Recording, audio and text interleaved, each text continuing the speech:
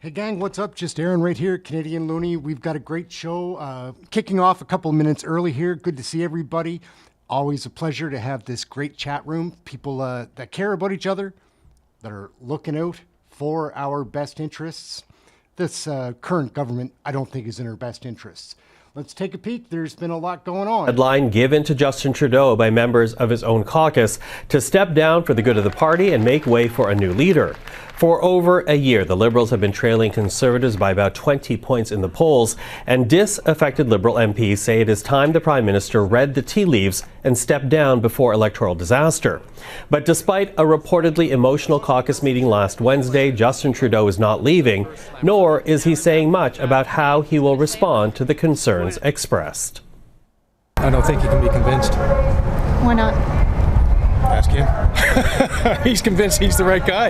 I think he's getting bad advice. I think the way to move forward for the sake of party unity is to hold a secret ballot vote. I think that's the best thing for the party and for the country. I think a secret ballot vote is something that could unify caucus, unify the party, but also a secret ballot allows members of Parliament to vote without fear of repercussions or consequences. So what I would say is that, and I think the focus should be on whether Justin Trudeau should lead us into the next election. Well, joining us now is New Brunswick Liberal MP Wayne Long, one of the Liberal MPs calling on Justin Trudeau to step down. Mr. Long, thank you for joining us. Pleasure to be here. Thanks for having me. So today was the deadline for reflection that you, along with other Liberal MPs, gave to the Prime Minister. But rather than stepping down, Justin Trudeau continues to signal that he will stay and lead the party into another campaign. What's next then? Well, it's a good question. I think it's $1 million question. But I think from our standpoint, just to go back, I think that, it's been reported, but I think there was a heartfelt, expression of solidarity amongst, the 20 to 30 of us, if you will, at caucus, that the Prime Minister should step down. We think it's best for him. We think it's best for the party. We think that history will be extremely kind to the Prime Minister, and I think his legacy is secure. That being said, we claim to be a party of data and science. Well, show me a poll, show me anything that says that he's, the best person to lead the Liberal Party into the next election. And, we're bigger than one person. We're bigger than certainly a backbencher, but we're certainly also bigger than a Prime Minister. So, we expected him to step down. We did put a date. Obviously, today is that date. So, people are kind of wondering, well, what happens next? Well, from our standpoint, we had hoped that he would take the weekend and reflect, and give it honest reflection. I certainly was reported over the weekend pleading with the Prime Minister to step back and get away from his inner circle and actually talk to Canadians, talk to his friends. He's got great friends in cabinet. He's got great friends in caucus that certainly go beyond just being a minister or, an MP. And we were hoping that he would really get away and reflect and realize what's best for him, what's best for the party. We do not want to turn, obviously, the keys of government over to Pierre Poilievre. We think that would be disastrous for Canada, but certainly we're on that trajectory. So, we had hoped today that there would be a reach back from the Prime Minister to us, especially to those who had called for him to step down. And maybe there was a discussion that, obviously one would be he would step down. Mm-hmm. 2, he would tell us absolutely not. And 3, maybe there would be a, look, I've thought about this, I understand, and let's at least embark on a further discussion or a process to change leadership. But for us to do what we did, which, I'm an MP with a bit of experience and some battle scars. So for me to, address the Prime Minister directly I wouldn't say it's never easy, but I'm okay with it. But it took a lot of courage from a lot of my colleagues to do that. So we expected more than just yes, I'm going to continue on. I didn't think that was fair. And it also makes me wonder who around him would actually think that was a good idea. Like, who wouldn't say, hey, Prime Minister, hey, Justin, you owe it to these members of Parliament to actually have another sit down with them so they can discuss, so you can discuss with them directly. But, I think, sadly, it's somewhat symptomatic of what happens at in a party that's 9 years old. I think sometimes backbench MPs that try to have a voice, that voice isn't heard and they're taken for granted. And I think this is another prime example of that. Well, instead of the weekend, he took about 18 hours before deciding he would stay on. Does that say anything to you about the openness with which he approached that meeting, or the advice that he's getting from his immediate circle? Well, look, I mean, the Prime Minister is clearly convinced that he is the best person to lead the party, and he is the best person to take on Pierre Poilievre in an upcoming general election. Now, clearly, there was 24 people that had the courage to sign the letter. There was probably 20 of us that stood up at caucus. And let's keep it real. There's double that. There's probably upwards of 50 members that feel the Prime Minister needs to step down. Nobody's jumping for joy. Nobody's wringing their hands with glee about this, but we think it's what's best for the party. We also think that, let's just put this to bed and have a private or a secret vote, secret ballot at caucus as to what members really think. And if everybody is so confident that the Prime Minister has the support of his caucus, let's just put it to a vote. Let's get it over with and vote and see what happens. Well, your colleague Yvonne Baker has said as much today, that he'd like to see a secret ballot that be the next step here. But in terms of any type of communication, have you heard anything at all from the Prime Minister or from people that are close to him about what his potential next steps might be to answer your concerns? No. So how do you feel then? Disrespected? Insulted? How are you feeling this moment? I just feel, sadly, I'm not surprised. I don't think a lot of us are surprised at the response. I mean, look, the Prime Minister is a fighter. The Prime Minister is combative. I heard the same things. I heard people say that about Kathleen Wynne in May of 2018, too, that the Premier was a fighter and combative. Well, we know where that story ended up, and we don't want that story to end up the same way here. We feel that Pierre Poilievre is absolutely beatable. We feel that there's a lot of cracks in that armor, but what is happening right now is that people don't see that. People only see their dislike of the Prime Minister. It's really too bad, because he shouldn't be disliked the way he is, but sometimes your political candle, your wick gets burned out. We are heading into our 10th year. That's a long time in Canadian politics. So, we had just hoped the Prime Minister would recognize that, celebrate what he's done, celebrate the wonderful leadership he's given the country and us as Liberal members over the last, 9 years and 2 months, whatever that number is, and, ride off into the sunset. He wants to fight and hang on to that position, lead the party into the next election. So it's up to us now as MPs that voice our concern as to what we want to do. So is that sitting as independents, leaving the Prime Minister? And what does that look like? I mean, it could be a variety of things. I mean, clearly, MPs can put up the white flag and say, hey, we tried, I tried, and I'm just going to put my head down, sit in the back row, and, get ready for the next election. I know there was some MPs musing about, non-confidence votes and things like that. I'm not into that. I don't want to defeat our government. That goes against, I think, really what we want to do.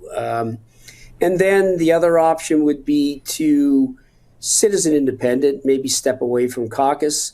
I'll just talk to you personally. I don't want to be a constant negative voice. I don't want to be somebody who, when colleagues see coming, they're like, oh, here he comes again, or here he goes again, and be a negative force certainly on the party. So, there is an option where maybe it's best to take that proverbial ball and sit as an independent. It's something I think that, I'm looking at.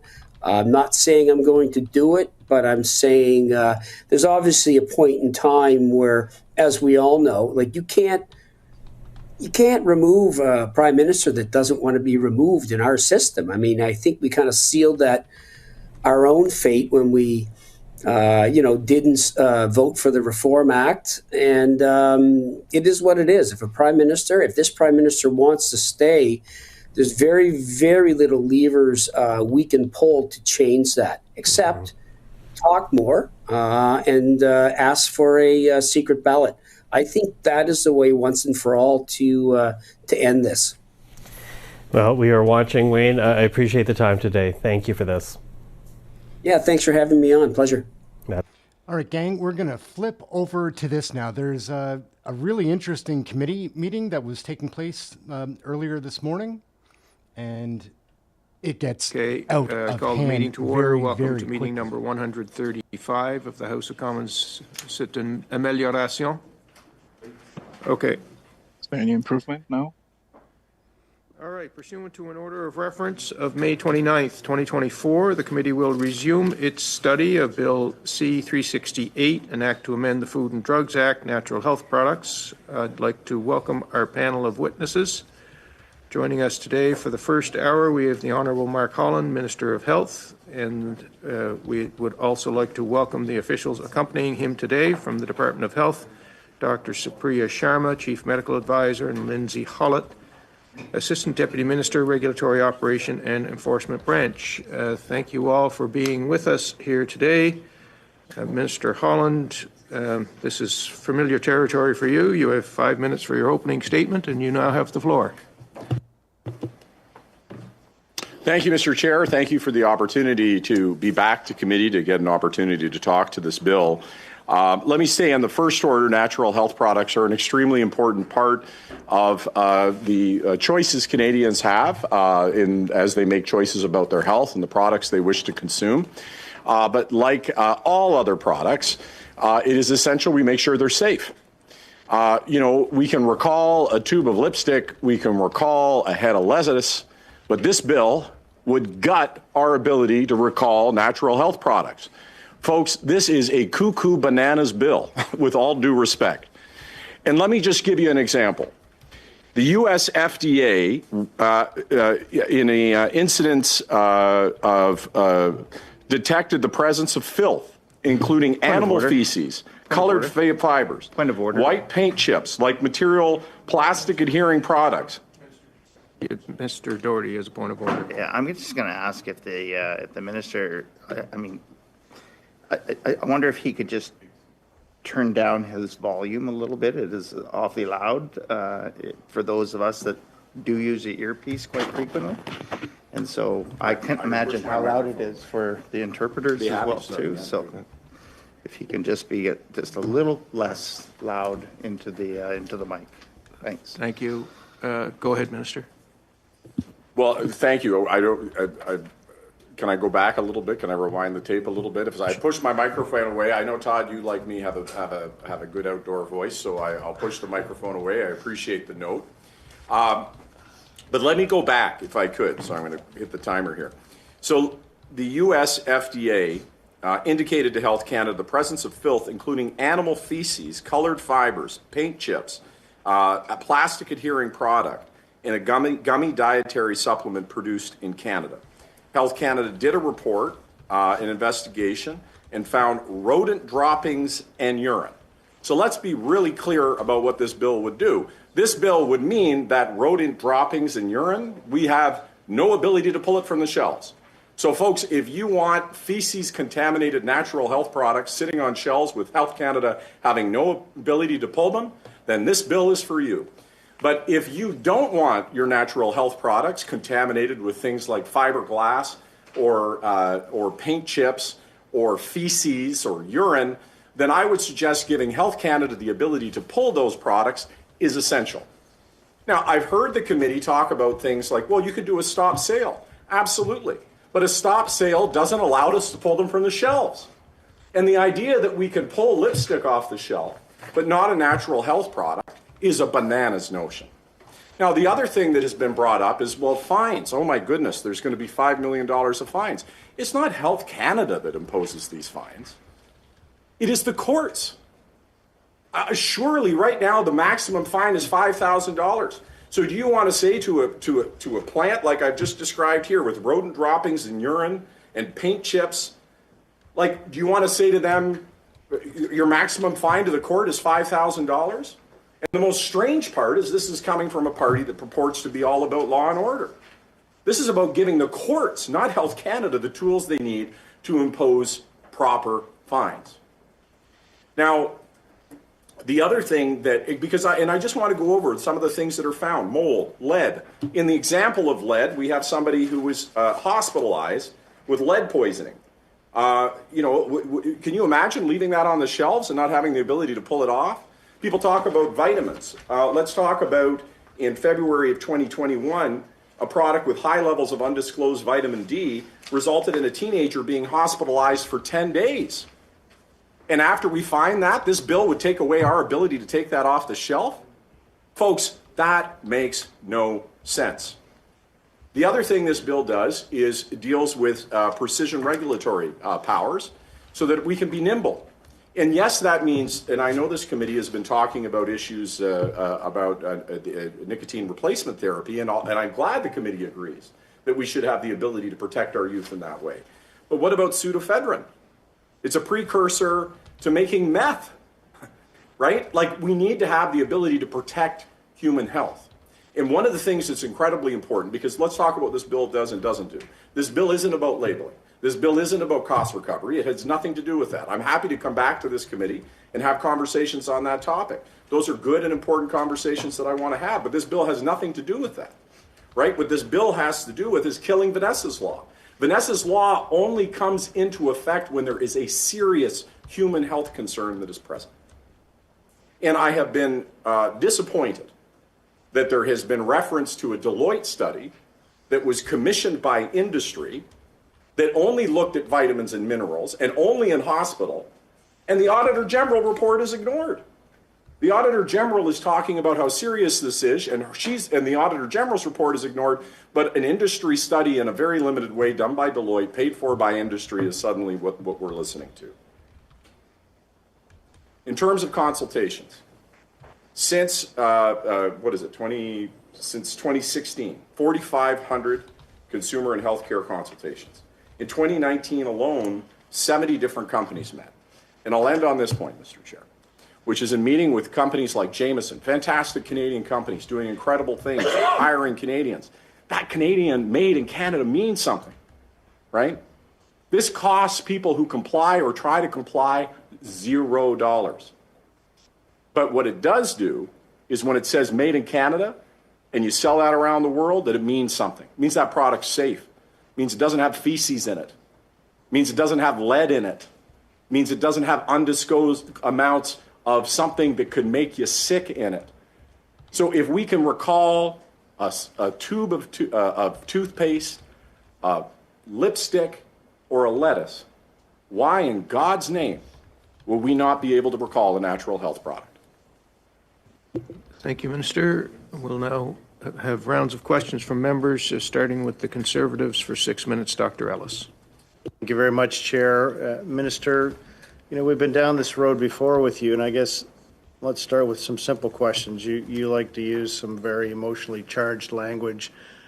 How many Canadians don't have a family doctor? Just a number. Simple.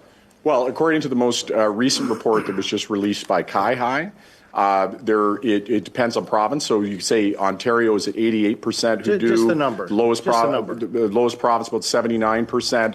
Territories are lower, particularly Nunavut being the lowest. Minister, I'm going to interrupt you because, again, you and I have gone down this road many times, and you said you've read the report. How many? I'll say it perhaps slowly and clearer for you.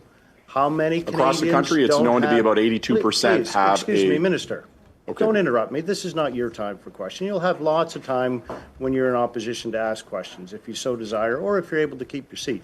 That being said, how many Canadians don't have access to primary care in Canada? Just the number. It's estimated at 6.5 million. Actually, if you read the CAUCUS report, it says 5.4 million adults, correct? Correct. Yeah. So tell me this, is that number going up or going down? In every province and every territory, with I believe one exception, that the access to doctor is improving. There's been more doctors added, more nurses added. That's in the baseline CAUCUS report, so that's actually before our investment again, of $200 billion. Minister, I don't think that's what I asked you. Is the number of Canadians who do not have access to a primary care physician going up or going down? Access is going up. That in the baseline report, we see every province and every territory access to more doctors, more nurses in almost every jurisdiction. That's a baseline report. That is before the interventions of our signed agreements with every province, every territory, $200 billion being applied. But we know and I very could talk clearly, about all the excuse me, different ways that Minister, we're excuse me, improving that Minister, circumstance, but conservative cuts any certainly of aren't that going to help. stuff. You know, again, if you don't want to be respectful, why do you even bother coming here? I'm sorry, I don't find your questions or your demeanor respectful, so I don't know why I should reciprocate something that is not extended. Point of order, Speaker. Point of order, sir. Yeah. Thank you, Chair. So I'm patiently listening to Mr. Ellis's questioning, and I'm failing to see any relevance to the topic in hand, which is this particular bill dealing with natural health products. So unless he's got a long-winded way of getting to the presentation that we heard and the bill that we are reviewing, like him to focus on the bill that we're talking about. Thank you. Yeah, I think it's valid. I'm not sure that there's a connection between access to family doctors and this private member's bill. This is not an examination of estimates where it's much more wide open. So Point of order, though? I do hope and expect that Dr. Ellis will get to the point. I think it is a valid point of order. Did you have another one, Ms. Goodridge, or is it on this point? I have a point of order on this point of order. The minister just very clearly said that he doesn't plan on respecting my colleague because he has decided that is not something he's going to do. I don't think that is befitting of a formal committee meeting. I think there's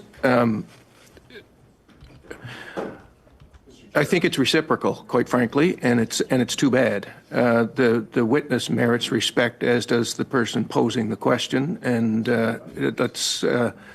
why don't we treat everyone with respect around here, please? I wouldn't pin it on one side or the other based on what I've heard so far. Did you have something you want to say, Minister?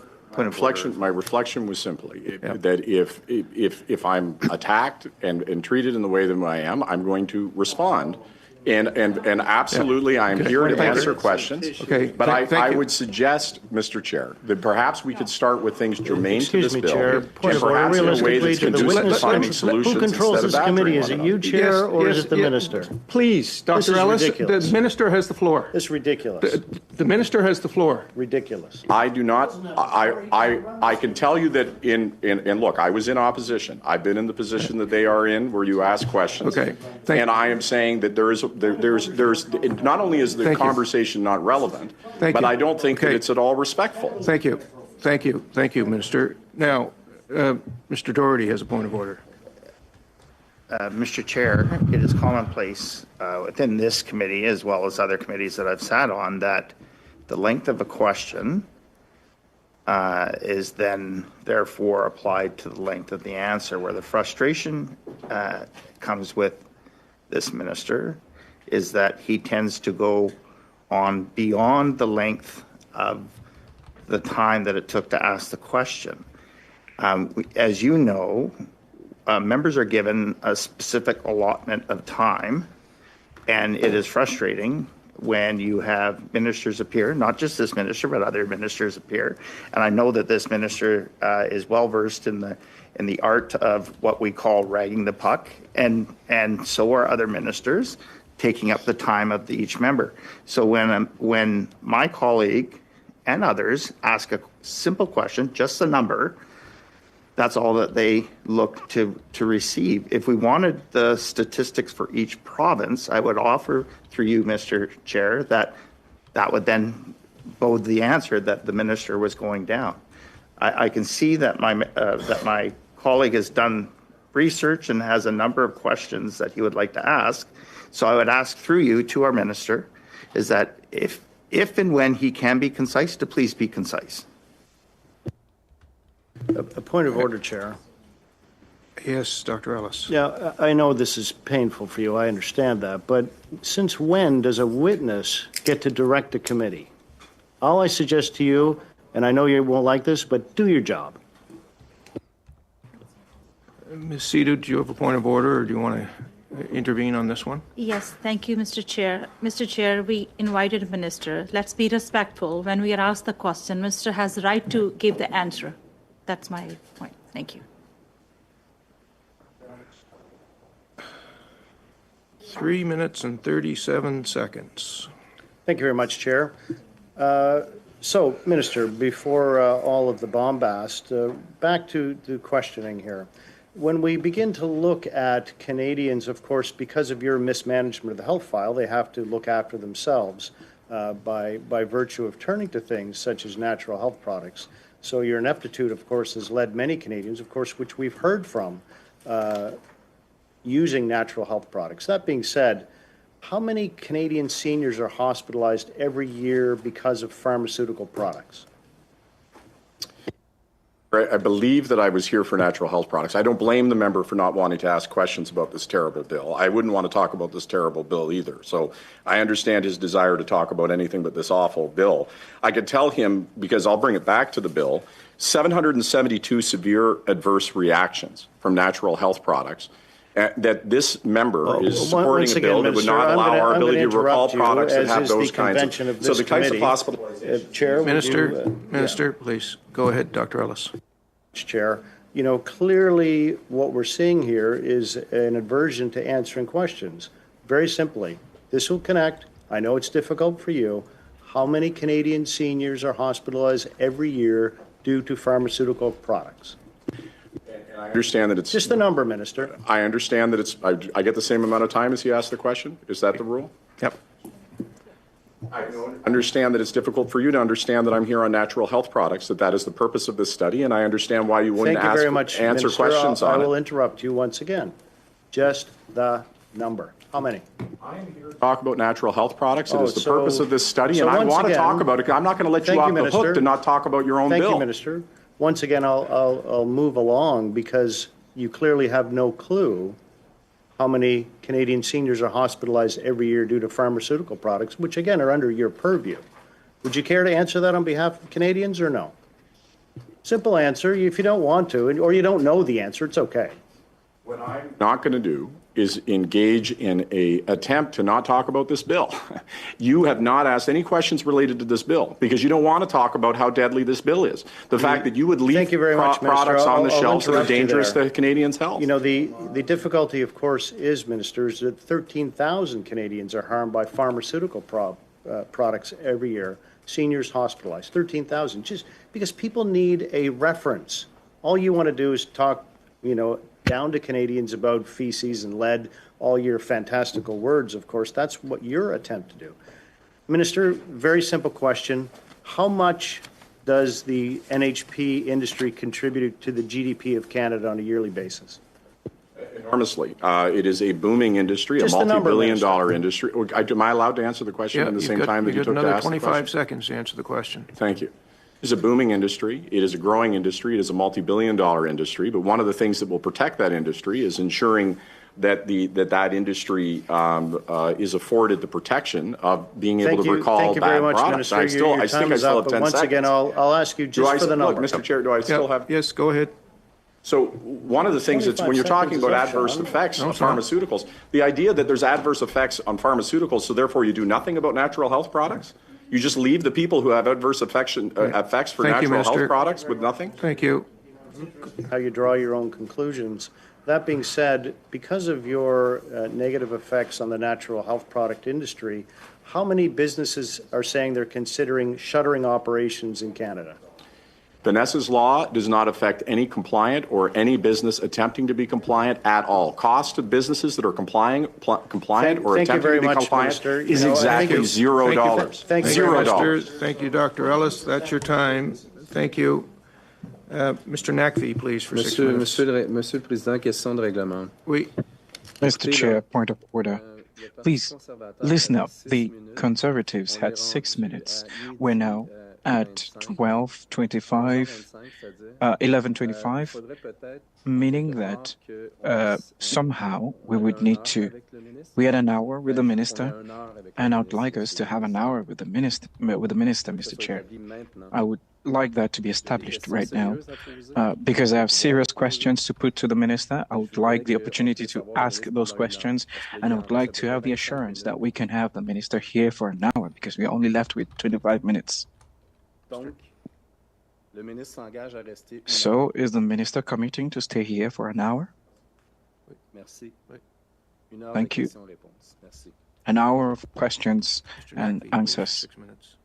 Thank you very much, Chair Minister. Thank you for being here. And I am quite interested in this bill. I've done a fair bit of research on this bill, and I'm really concerned by its impact on the health and well-being of Canadians. Let me just start by making it very clear and hearing from you directly that this bill does not cover the issues around labeling and cost. Dr. Ellis had relevance towards his line of questioning, comparing pharmaceuticals to the natural health products. Far be it from the NDP to want to cover all the bases and keep whatever semblance of coalition with their friends there. But Mr. Speaker, I ask you, I won't be as blunt as my colleague, but please, there has to be some relevance to the topic that we're talking about here. But if our friend from the NDP wants to wax on and on and on and use his time to ask these type of questions, far be it from me, but there has to be some relevance. That Mr. Nakvi spoke eloquently about relevance, so we're doing the same. Sauce for the goose comes to mind. Sorry. No. This is a procedural point of order, Minister, and I'm going to rule on this, and we're going to move on, and you'll be able to provide evidence. So, Mr. Nakvi was right. Mr. Doherty was right. It didn't change the fact that there was a line of questioning that wasn't related to the bill earlier in the day.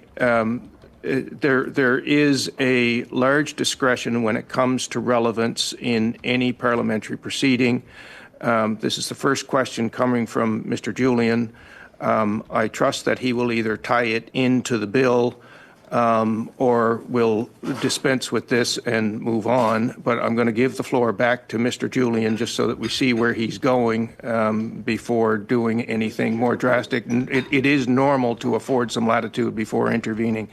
On another matter, Mr. Chair, there's an assertion that a lie. Point of order, Chair. Mr. Minister, please. Mr. Julian has the floor. His name is Rylan. It's a real story. You can visit him in Dalhousie University. Back to Mr. Julian, please. Excuse me. Mr. Julian has the floor. Mr. Julian, I recognize Mr. Julian. 2 questions, and I'd ask the minister to respond. Look, I think the facts are so clear in this case. I kind of agree. It doesn't make a lot of sense to talk about this bill. It's an awful, terrible bill. But I'm happy, I guess, now at this point to take other types of questions. Yeah, I mean, it's true. The Conservatives said that the dental care program didn't exist. And we're about to hit 1 million people who've received care on the precipice of it. Now, the last time I checked, 1 million people is a long way off of not existing. And in terms of pharmacare, just as we've been getting it done on dental care, we're going to do it on pharmacare. And we've got a lot of very interested provinces. We'll be signing deals. And I'll tell you why this is big, because something like take diabetes. Diabetes costs us $30 billion every single year. And it's going up every single year. People getting their medication matters. We have to be upstream. We have to be preventing. And I'll bring it back to this bill. That includes preventing adverse outcomes that are entirely preventable.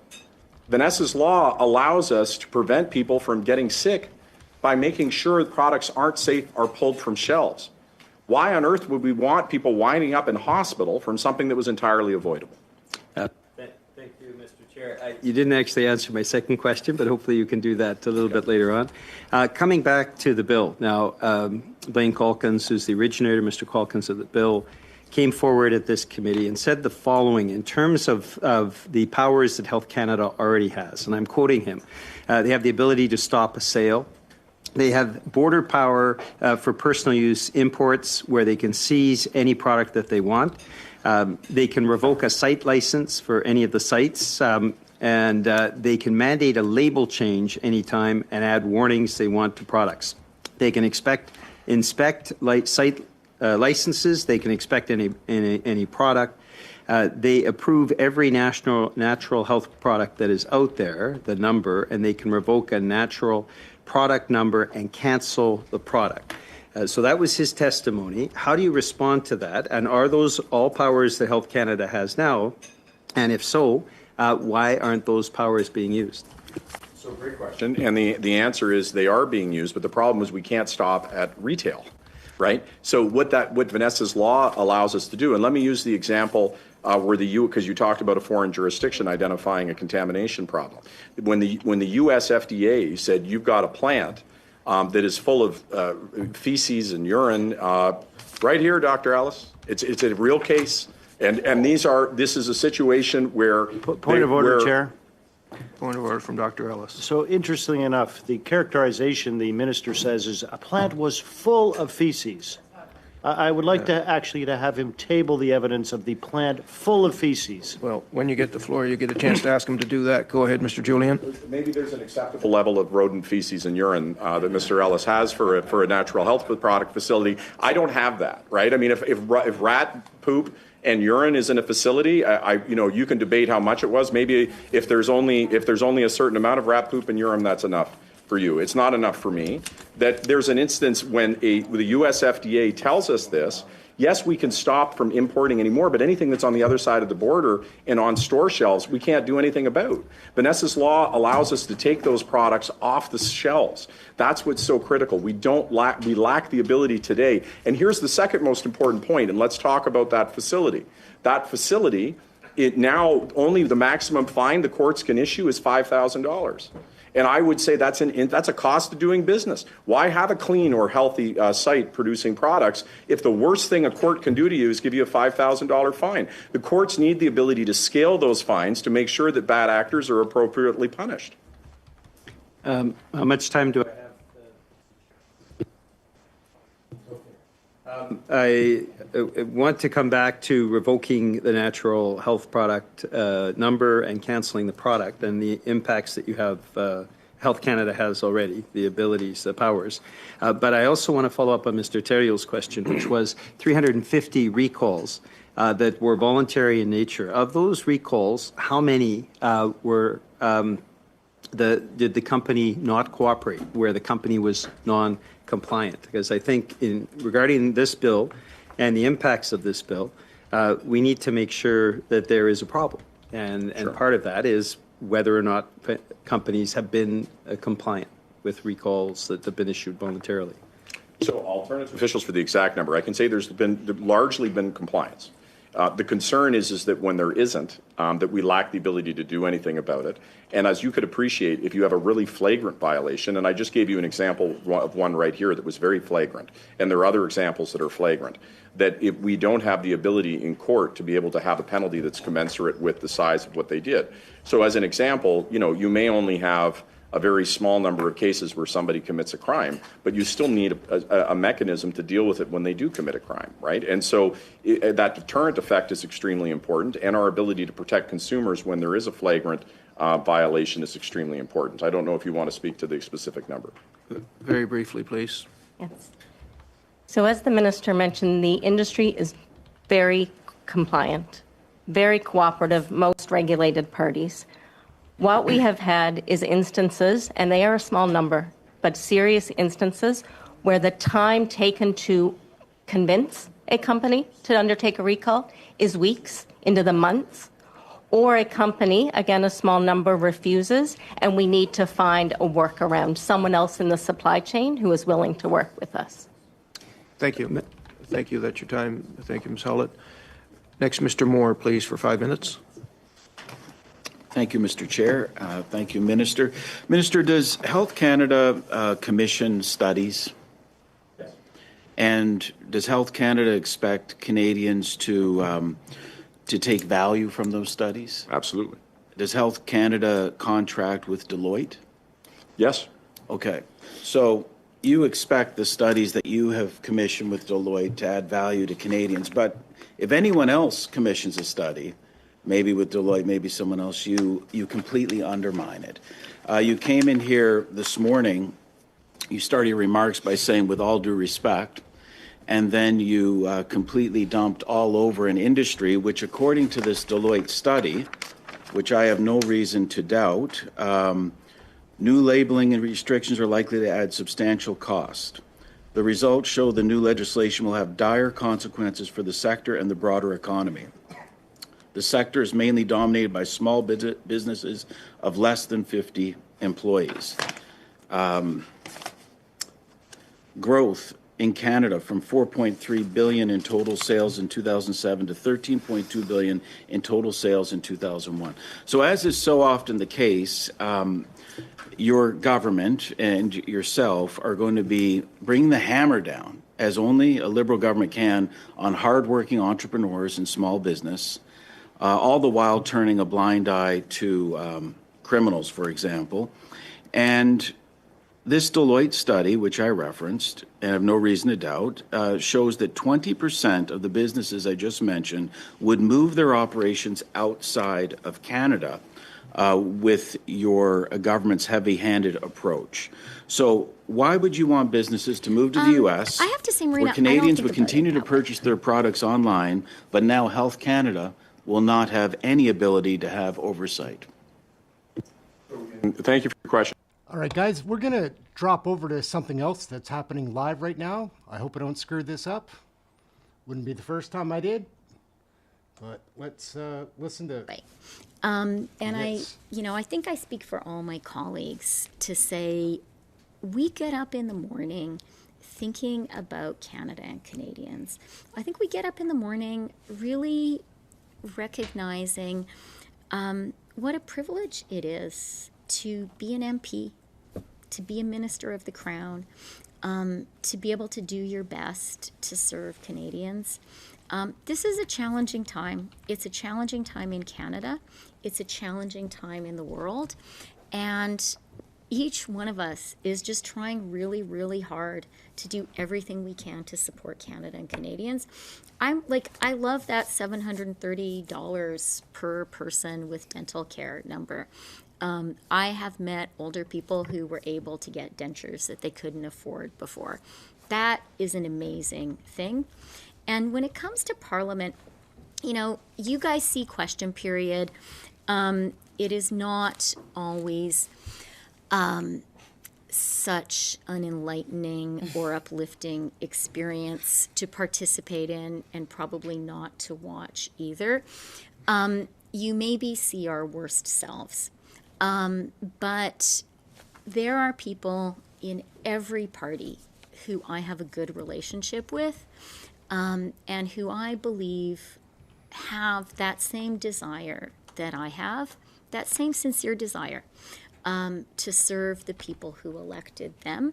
And so my starting premise in talking about the work of our Parliament is to kind of say, okay, each person who was there was elected in their own right by their constituents. And I don't think our constituents elected us to yell and scream and shout slogans and be mean. I think they elected all of us to really sincerely try to serve Canadians. Now, we have different views about the best way to do it, but I really believe that there are a lot of us in Parliament from every single party who just want to do what's right for our constituents and for Canada, and that if we are sincere, there's a lot we can do, and there sure are a lot of challenges in the world. charities have the right to operate in Canada, even if they have stances that the government doesn't agree with. The Harper government was accused of revoking charitable status for certain organizations because of certain advocacy work they did. Is this something that your government is doing now? Absolutely not. I want to say one thing that maybe Marcy wants to too. Please. I've thought about that a lot. And I just want to say, like, I love being a woman and I love being a mother. And to be very personal for a minute, there's nothing more important in my life than being a mother. And the 3 most important days in my life are the days that I gave birth to my 3 children. One of them actually took 2 days. And for me, as a minister, especially as finance minister, supporting women and children, supporting mothers and children has been central to my work. Early learning and childcare, about supporting mothers and children. A national school food program about supporting mothers and children. I so admire the work of Jean-Yves Duclos, who was really the intellectual architect of the Canada Child Benefit. So truly, the cornerstone of my work has been about supporting women and children, and I think we can say that for our whole government. And being a mother is so amazing, and I feel so lucky to be a mother. But I also know that there are few experiences in the life of a woman or a girl than finding out you're pregnant and not wanting to be. That is terrifying. It can be life-changing. It can be a tragedy. Maybe for some people it can be an unexpected miracle. But every single woman and girl in Canada who finds herself with an unwanted pregnancy, or maybe a wanted pregnancy that is not viable, she deserves fully transparent information and fully transparent care. I believe that absolutely profoundly. This measure, which was a 2021 platform commitment, is about ensuring that every single woman and girl in that kind of a terrifying situation is not misled, has clear and transparent information. And it's about ensuring that the money of Canadians, like when we make funding decisions, it's not our decision. It's a decision on your behalf. That the money of Canadians is not being used to underwrite organizations that mislead young women and girls. And I would just add to that the truth is the truth is the truth. In reading and listening to so many stories of people, women that had gone to pregnancy centers only to be told that they were doing the wrong thing or not being given the correct information. I can't tell you how much the story of that 37-year-old woman resonated with me. Because when I was 40 years old, I miscarried. I had an unviable pregnancy. And I thought to myself, if I had gone into one of these centers and someone had said to me, listen, you still have a hope of parenting. You need to just, stand pat, not get the medical care that's been recommended, and read the literature that we've provided for you because you still have hope to be a parent. Listen,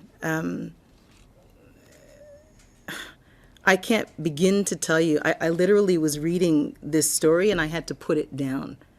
I can't imagine that. This is about telling the truth. So it isn't about revoking people's charitable status if they're telling the truth. They have to disclose. Do you provide abortion care? Do you offer birth control? Does your literature reflect that? Do your websites reflect that? It's just about people knowing the truth. And every single Canadian women deserve the truth. That's very well said. Thank you, everyone. Thanks for staying a bit longer. Merci. Thanks. Both of you. It's sometimes more fun answering your questions than other parts of our But I job. think when you speak from that place, you speak All right, gang, we'll get rid of that. Thank you very much. But it's so. What are we going to get into here? Just one moment, folks.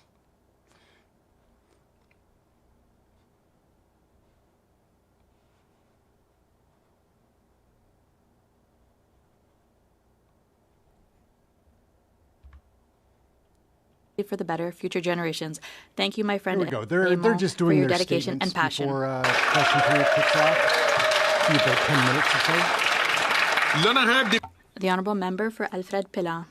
Mr. Speaker, the Association for Seniors Living in Laval, an Alfred Pellan organization that has enriched the lives of Laval seniors, celebrated its 50th anniversary with a magnificent evening organized by and for local seniors. Over the past 5 decades, the association has been a place of social integration, offering services and resources needed to overcome loneliness, preserve autonomy, and help people stay in their own homes. I am deeply grateful for the work accomplished by the entire team and volunteers. Thanks to their dedication, they have been able to meet the diverse needs of our residents with care and respect, making the association a true place where each member feels valued and supported. Congratulations on this important milestone, and best wishes for many more years to come. Thank you, Mr. Speaker. The Honourable Member from Prince Albert. Thank you, Mr. Speaker. Last night was a general election in my home province of Saskatchewan, and I'd like to congratulate Sask Party, led by Premier Scott Moe, on their victory. To all those who knocked on doors, volunteered to run as candidates, and went onto the polls and voted, your participation in our democracy is what it means to be a proud Saskatchewanian. Elections don't run themselves, and democracies can't happen without the people. I'd like to congratulate Alana Ross, Eric Schmaltz, Darlene Roden, Todd Gowdy, Terry Bowman, Kevin Kassoon on your recent election victory. I would also like to thank Fred Bradshaw, Joe Hargrave, Nadine Wilson, and Delbert Kirsch for their many years of service. I look forward to working with each and every one of my provincial counterparts, for both new and old faces, to continue to serve the people of Saskatchewan. Thank you, Mr. Speaker. The Honourable Member from Labrador. Thank you, Mr. Speaker. October is Breast Cancer Awareness Month, and each year 28,000 Canadians are diagnosed with breast cancer, and thousands more live with its lasting impact. Breast cancer remains the most commonly diagnosed cancer among Canadian women. As a 2-time survivor of breast cancer, first diagnosed at age 42, I know firsthand the importance of early detection. That is why I've long advocated for reducing the screening age from 50 to 40 in Canada, so women don't have to wait for mammography testing, but rather have choice. I encourage all provinces to follow the lead of the United States and Ontario, Manitoba, British Columbia, Nova Scotia, Prince Edward Island, Newfoundland and Labrador, and the Yukon, which have already reduced mammography screening to age 40. Liberals agree, and so does the Canadian Cancer Society, that we need new national benchmarks to ensure women across the country have access to early screening and detection. Mr. Speaker, I am proof that early detection saves lives, so I encourage all women today, get your mammogram. It could make all the difference in your lives as well. The Honourable Member from Richmond Centre. Mr. Speaker, almost 2 years ago, we learned that several countries, including China, Russia, and India, are trying to interfere in democratic process in Canada. Last June, the National Security of Intelligence Committee of Parliamentarians tabled a report alleging that certain parliamentarians are unwitting or witting participants in the efforts to interfere by foreign states in Canada's democratic process. There are serious and worrying allegations that have sowed doubt in our democratic institution. Since that time, all opposition leaders except one have chosen to obtain their security clearance to be able to act on foreign interference within their parties. The public inquiry into foreign interference have made clear that every member of this chamber has a responsibility to combat foreign interference in our democracy. I have a simple question for the leader of the Conservative Party.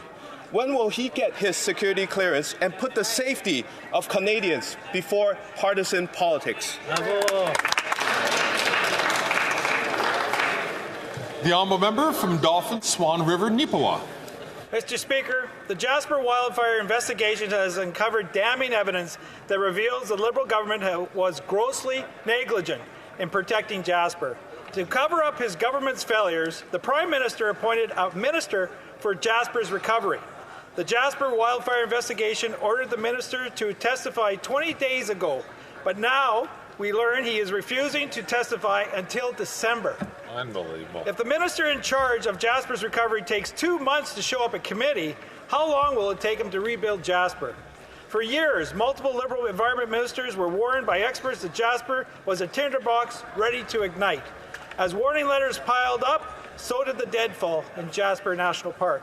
But instead of taking action, the Liberals ignored experts and allowed Jasper to burn. The Jasper wildfire investigation has revealed one thing for sure. The Liberal government is nothing more than fake environmentalists. That's right. Well done. The honourable member from Hamilton Mountain.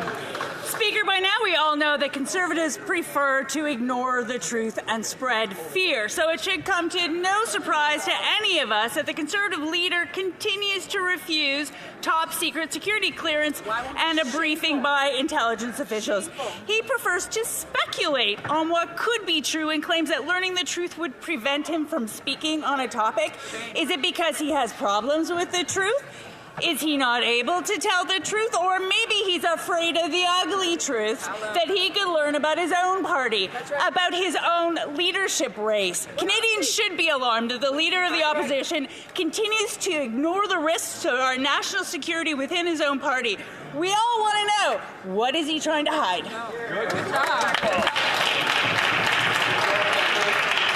The honourable member from Hastings, Lennox and Addington. The Liberal NDP carbon tax is fueling an affordability crisis that Canada has not seen in generations. According to Food Banks Canada, a shocking 2 million Canadians use a food bank in a month.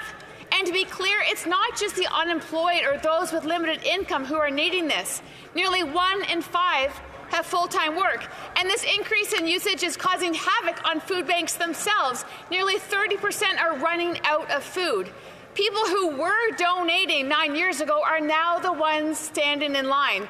I've spent most of my life in rural Ontario, and never, ever has food bank usage been this high. And worst of all, Mr. Speaker, is that nearly 1/3 of them are children.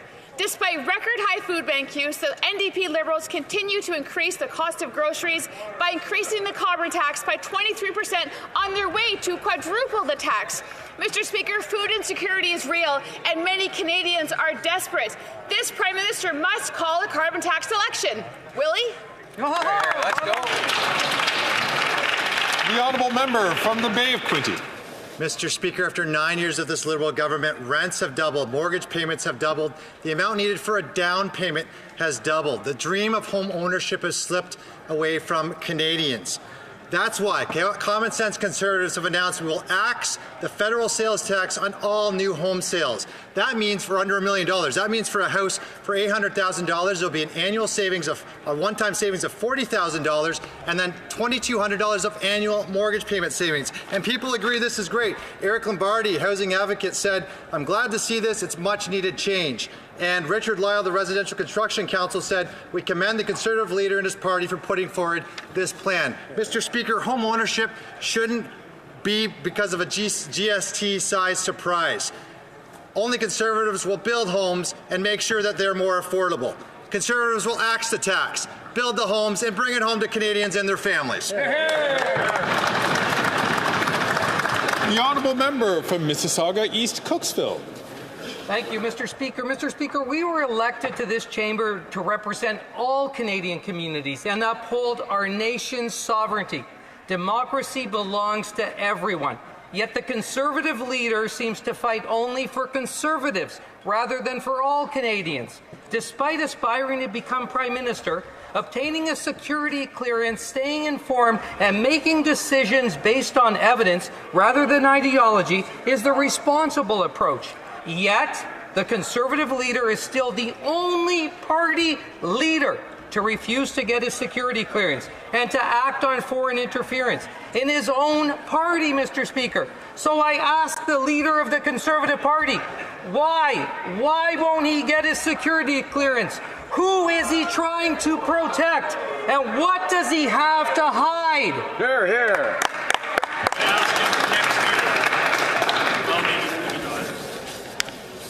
A great maiden speech. Colleagues. The honourable member from Churchill, Kiwatanuk, Aski. Mr. Speaker, I rise today because unlike what lawyers for the Liberals are arguing when they fight First Nations in court, we in the NDP believe in First Nations' right to clean drinking water. Canada shamefully argues that First Nations are to blame for the lack of clean drinking water. Their lawyers even said, quote, Canada doesn't stop you from helping yourself, unquote. On the one hand, Liberals in Parliament say that all First Nations deserve clean drinking water, while on the other, Liberal-hired lawyers say in court that these aren't statements that should be taken seriously. But if we can't take Liberals' words seriously, let's look at their actions. We're now 1,338 days since the Liberals promised to eliminate all long-term boil water advisories with no end in sight. In my riding, Shamattawa and Tatasquat Cree Nation are fighting the Liberals over that failure. The tap water in Barons River has been brown since May and is a danger to people's health, including those on dialysis. It's time for the Liberals to call off their lawyers, recognize First Nations' right to clean water, and deliver it. The Honourable Member for Thérèse de Blainville. The Mouvement Autonome et Solidaire des Sans-Emploi is on the Hill today to launch the 2024-2025 edition of their Employment Insurance Report, a document that paints a portrait of the problems experienced by the unemployed and tells the story of the many failures of the system in their lives. A program under federal jurisdiction that is unjust and completely obsolete that the Liberal government has promised to reform on numerous occasions and has done nothing about. After 10 years, it's time for the government to take concrete action for workers. Massey, the CNC, and Quebec's major unions are leading a big campaign under the theme Employment Insurance Must Protect Us, to demand that the injustices and inequities of employment insurance be corrected. The Bloc Québécois supports them. Solidarity.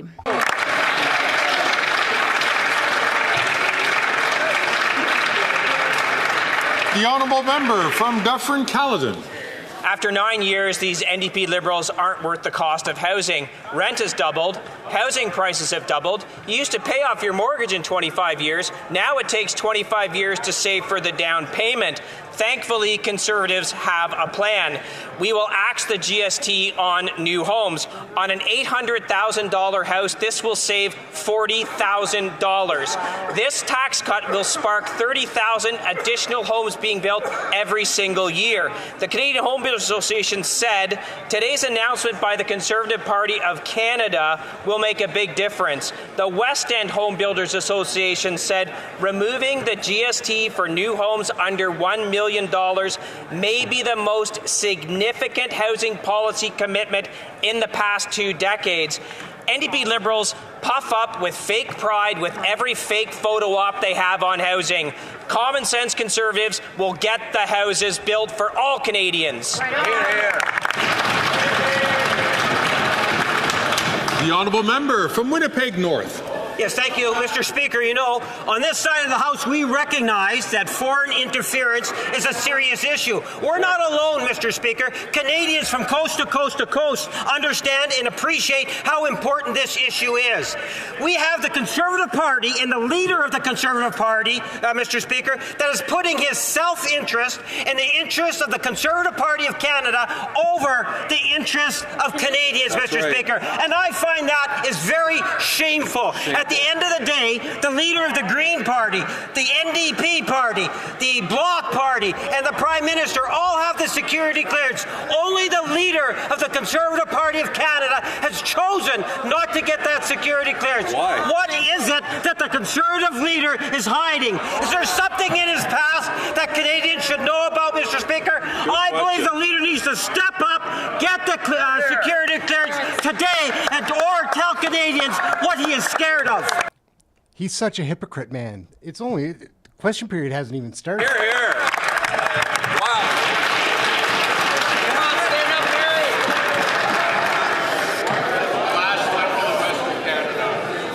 À l'ordre. Order. Oral questions. Questions orales. The Honourable Leader of the Opposition. Thank you, Mr. Speaker. A year ago, the Prime Minister copy and pasted my idea of eliminating GST on building of new homes.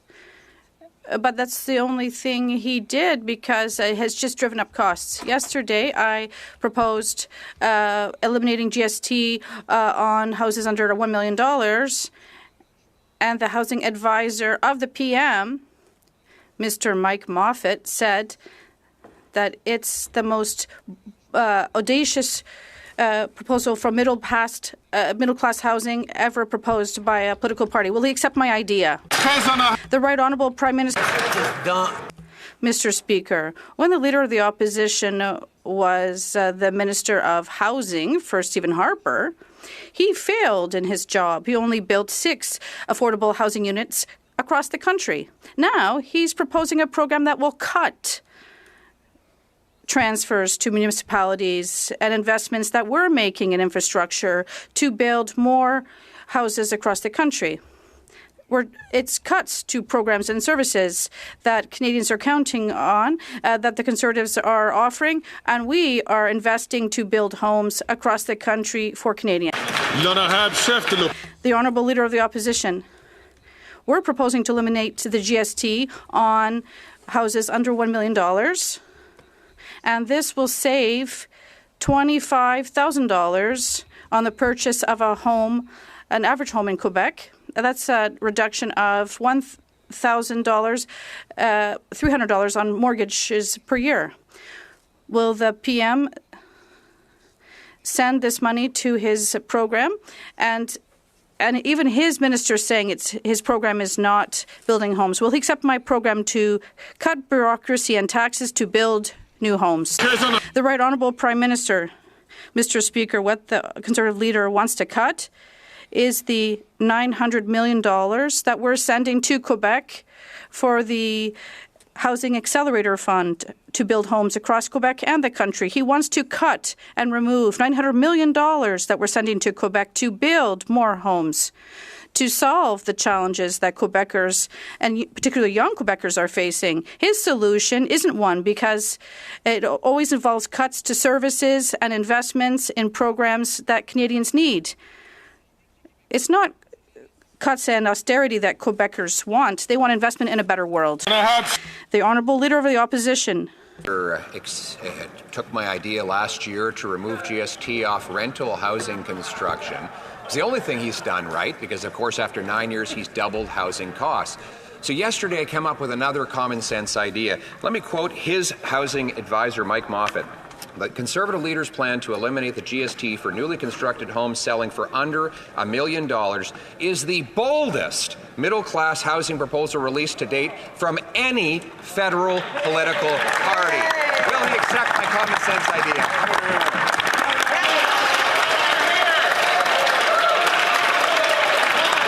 The Right Honourable Prime Minister.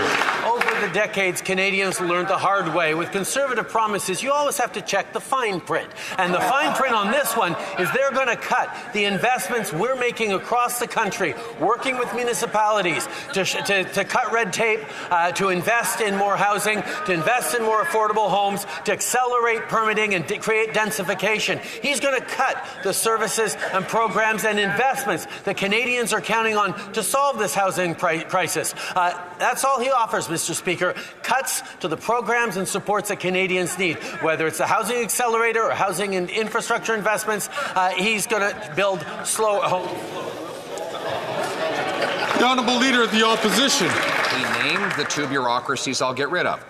One is ironically named the Housing Infrastructure Fund, $5 billion. How many houses is it built? Zero. How many pieces of infrastructure? Zero. Can you even apply for money for it? No. It's just for bureaucrats. Then there's the Housing Accelerator Fund, which his own Liberal housing minister says the fund doesn't go towards the cost of building houses. It doesn't actually lead to the construction of specific homes. The Housing Accelerator Fund doesn't actually directly build homes. So why not take the money, axe the tax, and build the homes? The Right Honourable Prime Minister. Mr. Speaker, the Leader of the Opposition is intending to cut the Housing Accelerator Fund, which is all about creating densification across our communities, accelerating... Thank you very much, Tommy Temper. Greatly appreciate it. It's great. The permitting and cutting red tape, using more public lands, creating more opportunities for public land to be used for the creation of affordable homes. It's about changing the way homes get built so they get built faster and more accessibly for Canadians. He's about cutting the programs and the services that Canadians rely on. That's what Canadians have learned about Conservative promises. Got to look at the fine print, and the fine print is cuts to things Canadians need. That's right.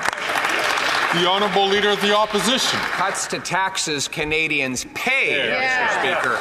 We will axe the tax, the sales tax on new homes under $1 million, saving up to $50,000 on a new home or $2,700 in lower mortgage payments every single year. By contrast, in the last 3 years, the number of young people who have ownership of a home today has fallen by half under this Prime Minister and his incompetent housing minister. So why won't he cut the bureaucracy, axe the tax, and build the homes? The Right Honourable Prime Minister. Speaker, Canadians have learned when Conservatives make promises, you've got to check the fine print. And the fine print on this one is cutting programs that are investing in building new homes right across the country, working with municipalities and delivering the homes that Canadians, particularly young Canadians, need. Now, if the Leader of the Opposition actually cared about young Canadians, he wouldn't be standing against the fact that we're asking wealthier Canadians to pay a little more in taxes to help young Canadians with buying a home, with creating a future, with creating the jobs that they need. We're going to continue to invest in young people for intergenerational fairness while he gives tax breaks to wealthiest. The Honourable Member for Belleuil-Chambly.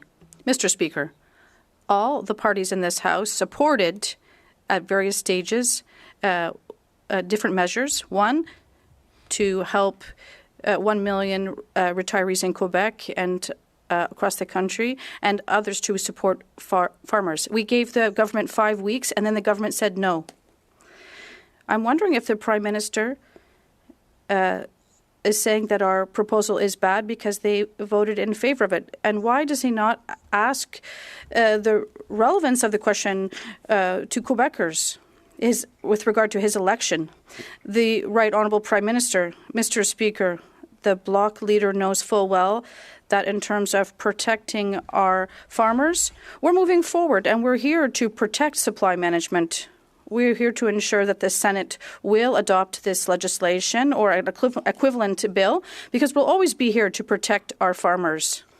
In terms of our seniors, we'll also always be here to protect them, whether it's in terms of dental care that has now been delivered to almost 1 million Canadians, particularly seniors.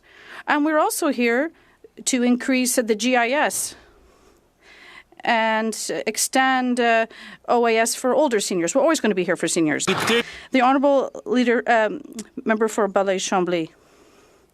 It's like the insane asylum. The Conservatives want to invest, table a motion to get rid of the government. They have to stop filibustering. And now the Conservatives are protecting the government, strangely enough. And now the Conservatives' obstruction seems to be in favour of the Liberals because they don't want to work more. Can we stop this nonsense and trigger an election, Mr. Speaker?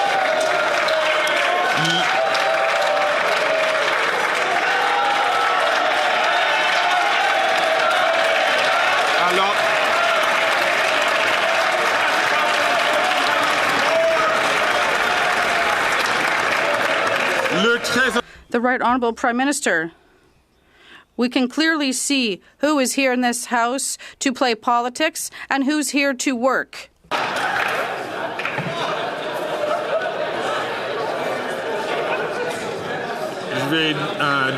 I will ask the Prime Minister to start from the top, please. Mr. Speaker, we can clearly see who here in this House is here to play petty politics and who is here to deliver for Canadians. It's exactly what we are doing. by providing dental care across this country to help almost 1 million Canadians with dental care. And we have been here to invest in more daycare spots, and we're going to continue to be here to deliver insulin free of charge for people who need it, who cannot afford it, and to provide contraceptives for people who need it. We have work to do, and we are doing it for Canadians. The honourable member from Burnaby South. Rogers is ripping off Canadians with hidden TV box fees. Again, the Conservatives laugh about this while Canadians get ripped off. Very interesting. The Liberals help them do it by allowing the merger, the multi-billion-dollar merger with Shaw. And the Conservatives not only are laughing, but they don't care about it because their Conservative leader gets big checks from Edward Rogers. Oh, that makes sense. I get it now.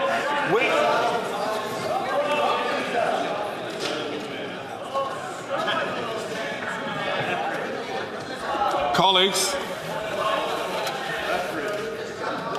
in order for us to get through question period in the required time, it's important that members not be interrupted and that the chair can hear the question. And invite the honourable member from Burnaby South to start from the top and to ask his question. The honourable member. I'm curious if the Conservatives are going to laugh again when I mention that Canadians are getting ripped off by Rogers, who is charging them hidden fees every month when they rent their TV box. Now, I know that the Liberals have helped Rogers do that by allowing the multi-billion-dollar merger with Shaw. The Conservatives don't care about helping Canadians because their leader gets big checks from Edward Rogers. But my question is to the Prime Minister. Will he commit today to forcing Rogers to reverse these fees or ban them from receiving any federal contracts? The Right Honourable Prime Minister. Mr. Speaker, over the past number of years, we've seen data fees and cell phone fees decrease across this country because of the efforts this government has brought in for more competition and for support for consumers. We know there's always more to do. We're going to continue to hold the telcos to account to deliver high-quality services to Canadians at affordable prices. That's something that we will continue to be there for. That's right. The Honourable Member for Burnaby South. Allowed a massive merger to happen. In her documentary La Peur au Ventre, Leah Clermont-Dion shows that the anti-abortion movement is gaining ground. She shows how anti-abortionists are pulling Conservative strings. The Liberals, for their part, have not improved access to abortion. When will the Prime Minister finally ensure safe and equitable access to abortion across the country? The Right Honourable Prime Minister. Mr. Speaker, as a party and as a government, we always have been here to protect women's rights. We'll continue to do so and to increase access to health care services, reproductive services across the country. At the same time, I share the concerns of my colleague from the NDP. In terms of the Conservatives, and particularly there are members, Quebec Conservative members, that don't say anything when they have to defend women's rights. They don't speak up to fight back against conservative attacks against the women's right to choose. And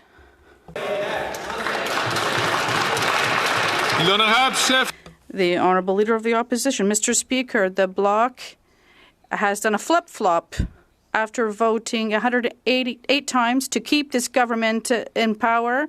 It's the most centralizing and expansionist government in history. They've kept them in power. They voted two more times this fall in a confidence vote, even though they gave nothing to farmers or seniors. Once again, can the Bloc vote with us to end this government that does less for Quebec? Will the NDP finally break off its costly coalition with the government and call a carbon tax election?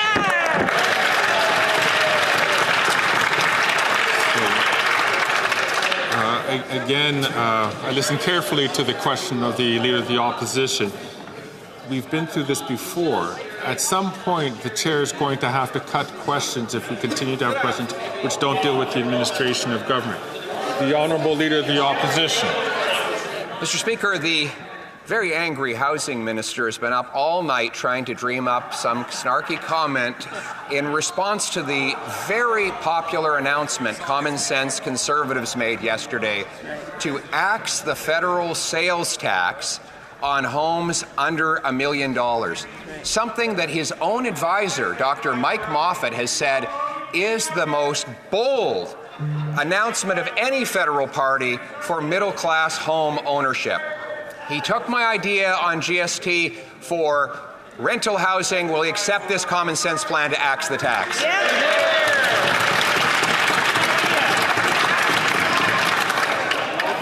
There's a lot of chatter coming. I can only identify the member from New Westminster Burnaby, but I would warn other members, please, to not take the floor unless recognized by the chair. It's important for question period to happen during the time that it's supposed to happen.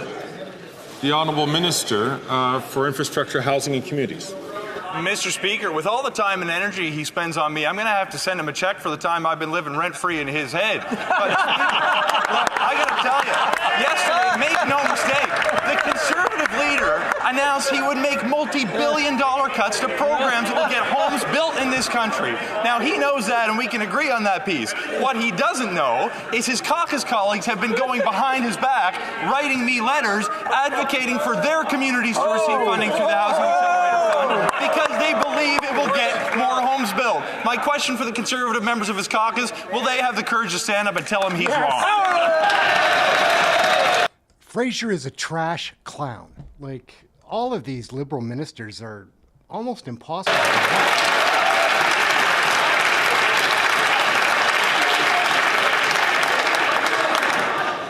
The Honourable Leader of the Opposition. Mr. Speaker, it's the only rent he hasn't doubled. And nobody else has to tell that member that he's wrong because he told himself. This is what he said about his own Housing Accelerator Fund. Let me quote it. The Housing Accelerator Fund doesn't actually go towards the cost of building houses. It doesn't actually lead to the construction of specific homes. The Housing Accelerator Fund doesn't actually directly build homes. And he's right. Since he started forking over these big checks, construction has gone down in the major municipalities that has received it. So will he cut the bureaucracy, axe the tax, and build the home?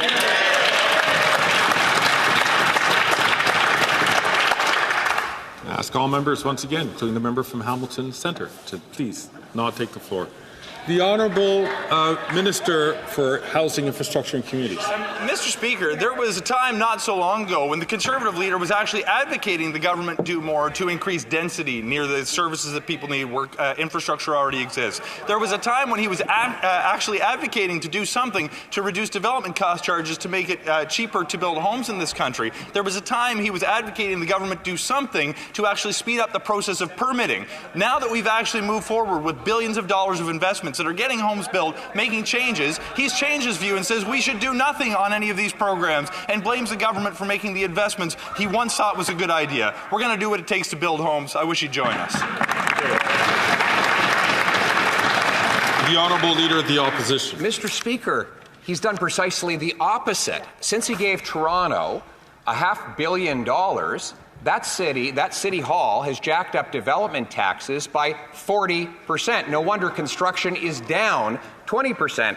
That's probably why Dr. Mike Moffat, the minister's housing advisor, said that it's hard to deny that the Housing Accelerator Fund is turning out to be nothing more than a heist of tax dollars flowing from the feds to the municipality. Wow. So enough with the heists. Won't he cut the bureaucracy, axe the tax, and build the home? Yay! The Honourable Minister of Housing, Infrastructure and Communities. Mr. Speaker, I sometimes ask myself where they found this guy. He twists the facts to suit his narrative whenever he wants. It's almost like the Conservative Party, when looking for a new leader, hopped on Temu, typed in far-right Conservative, and then spit this guy out instead. He opposes investments in affordable housing. He borrows lessons from his cousins south of the border when he opposes birth control for women.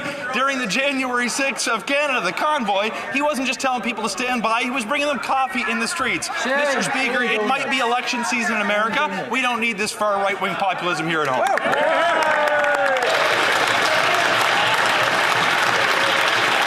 Such a clown guy. The Honourable Order.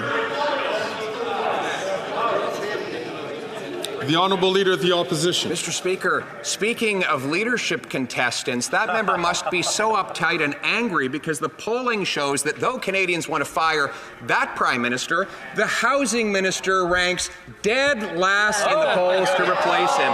And why wouldn't he? This is the guy who lost track of 1 million people when he was Immigration Minister. Right. He ignored warnings from his own department that letting in 200% more people would cause a housing shortage. And his own government spent the last week trashing his entire immigration record. How can arrogance and incompetence so comfortably reside in one man?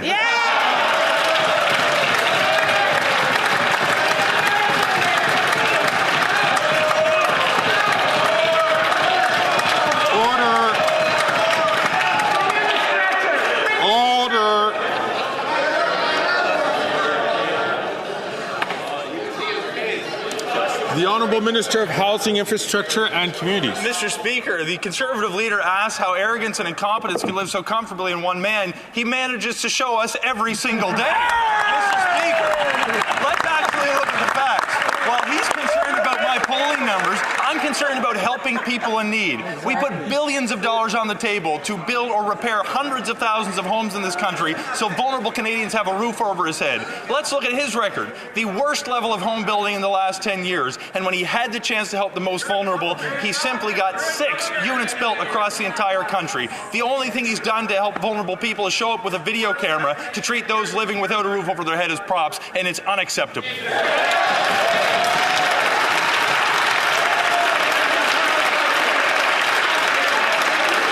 The Honourable Leader of the Opposition. Mr. Speaker, the sum total of the chaos in our immigration system that happened under this government happened while he was the minister.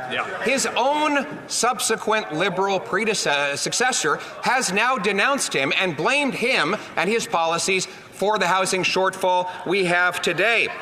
And now as housing minister, since he took office, the number of young people who own a home has gone from 47% down to 26% as he builds bureaucracy to block homes. Why doesn't he realize his failure, accept my common sense plan to axe the tax and build the home?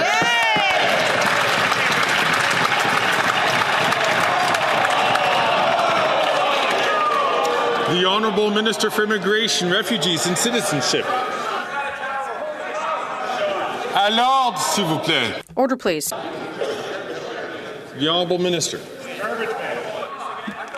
Mr. Speaker, the Leader of the Opposition has said there's been consensus on immigration for 150 years. That means he's okay with the Chinese head tax. That means he's okay with not letting Jews in after the Second World War.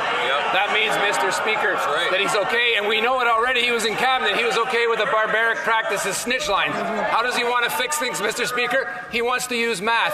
Well, the last time he used math, he was the housing minister, and he could barely count to 6.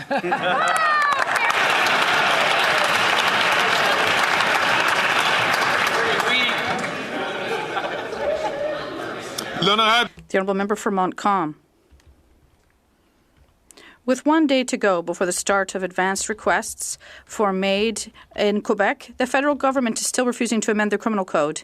The expert committee has been calling for this for a year and a half. And the Liberals have been dragging their feet on this, daring to complain they don't have enough time to consult. It's not time that's lacking, it's courage. Today, the Liberals are creating worries for doctors who are concerned they won't be able to provide care. Do they realize that they are limiting access, to end-of-life care? The Honourable Minister of Health. Thank you very much, Mr. Speaker. I lost my grandmother, and this is a very sensitive issue. It's a national conversation that is needed across the country, and with my provincial counterparts, I will do so. I would ask on the other side if they could cooperate with me to have time for a national conversation to make sure the system is ready and that we've had a conversation in every family across the country. I think that's very important. The Honourable Member from Montcalm. The Liberals lack courage and are complicating access to end-of-life care. And as if that weren't enough, they're passing the buck to the next government. Better off if today's ministers don't challenge Quebec's decision to accept advanced requests, but can they offer the slightest guarantee to those who will be in their place after the next election that they won't contest it? Of course not. Do they realize that they are shoveling the responsibility of legalizing advance requests for made onto the Conservatives? The Honourable Minister of Health. Mr. Speaker, it's not a question of courage, but rather of logic and compassion to ensure we've had time to make sure the system is ready for such a large change. And we have to make sure for such a sensitive topic as this that we have time in every family across the country to have a conversation. And that's the reason why we're having a national conversation now, not for a long time, just for the next period. And during this time, it's a good opportunity to talk and make sure our system is ready. The Honourable Member for Montcalm. It's not time to talk, but to take action. The Liberals are shoveling the decision on the legality of advance requests onto the Conservatives. And this is a party that has been against any form of MAID since day one, a party that is infiltrated by the religious right, a party that finances itself with collection money from fanatical churches in the West. Imagine this is the party that will decide whether or not to legally protect doctors who provide end-of-life care to Quebecers. How can the Liberals be so irresponsible?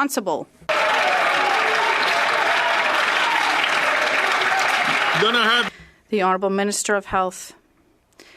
Mr. Speaker, what's irresponsible is to take action without having the opportunity to make sure that the system is ready. And for me, this is absolutely essential. And that is why we're having a conversation across the country, not for a long time, just for a few months.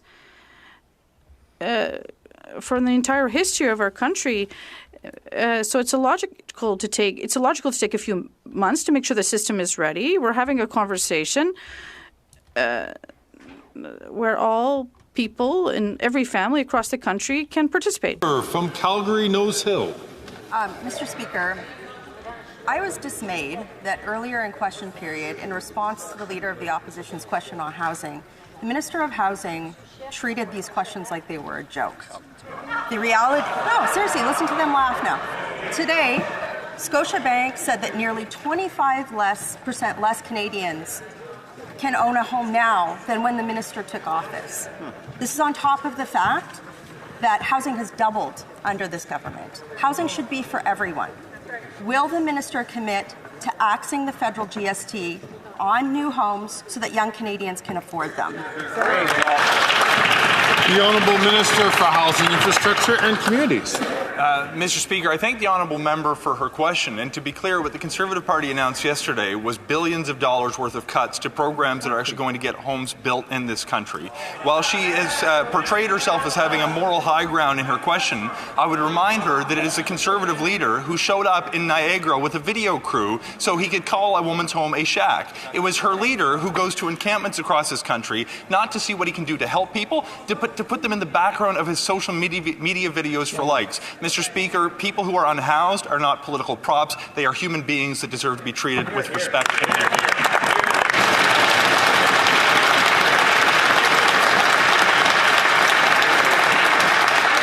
The Honourable Member from Calgary, Nose Hill. The Housing Accelerator Fund doesn't actually directly build homes. Who said that? The Minister of Housing! This is the same man who juiced temporary visas knowing that students were sleeping under bridges and were performing sex acts because they couldn't afford rent. This minister has been allowed to fail upwards. Even his caucus members know that. So when will the Prime Minister stop letting this minister fail upwards while Canadians are failing to pay their rent? Hear, hear.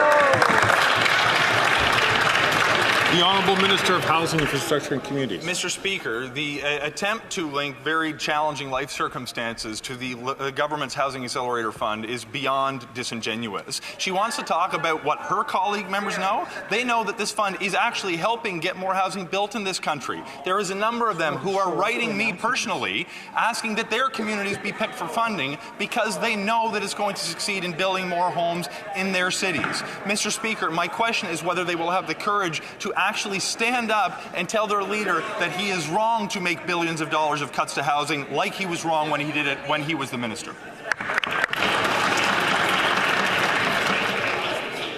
The Honourable Member for Bellechasse, Les Eight Chemin-Lévis. After 9 years, the Bloc Liberal government has broken home ownership with rents and mortgage payments doubling. Today, 80% of Canadians believe that home ownership is reserved for the very rich. The Conservative leader is proposing to axe the GST on new homes, which will save $40,000 in mortgage payments on an $800,000 home. Will the government implement this proposal or continue to burden Canadians with ineffective programs, Mr. Speaker? The Honourable Minister of Tourism and Economic Development. Thank you, Mr. Speaker. I just want to be clear. What the Conservative Party is proposed yesterday is to cut the building of 8,000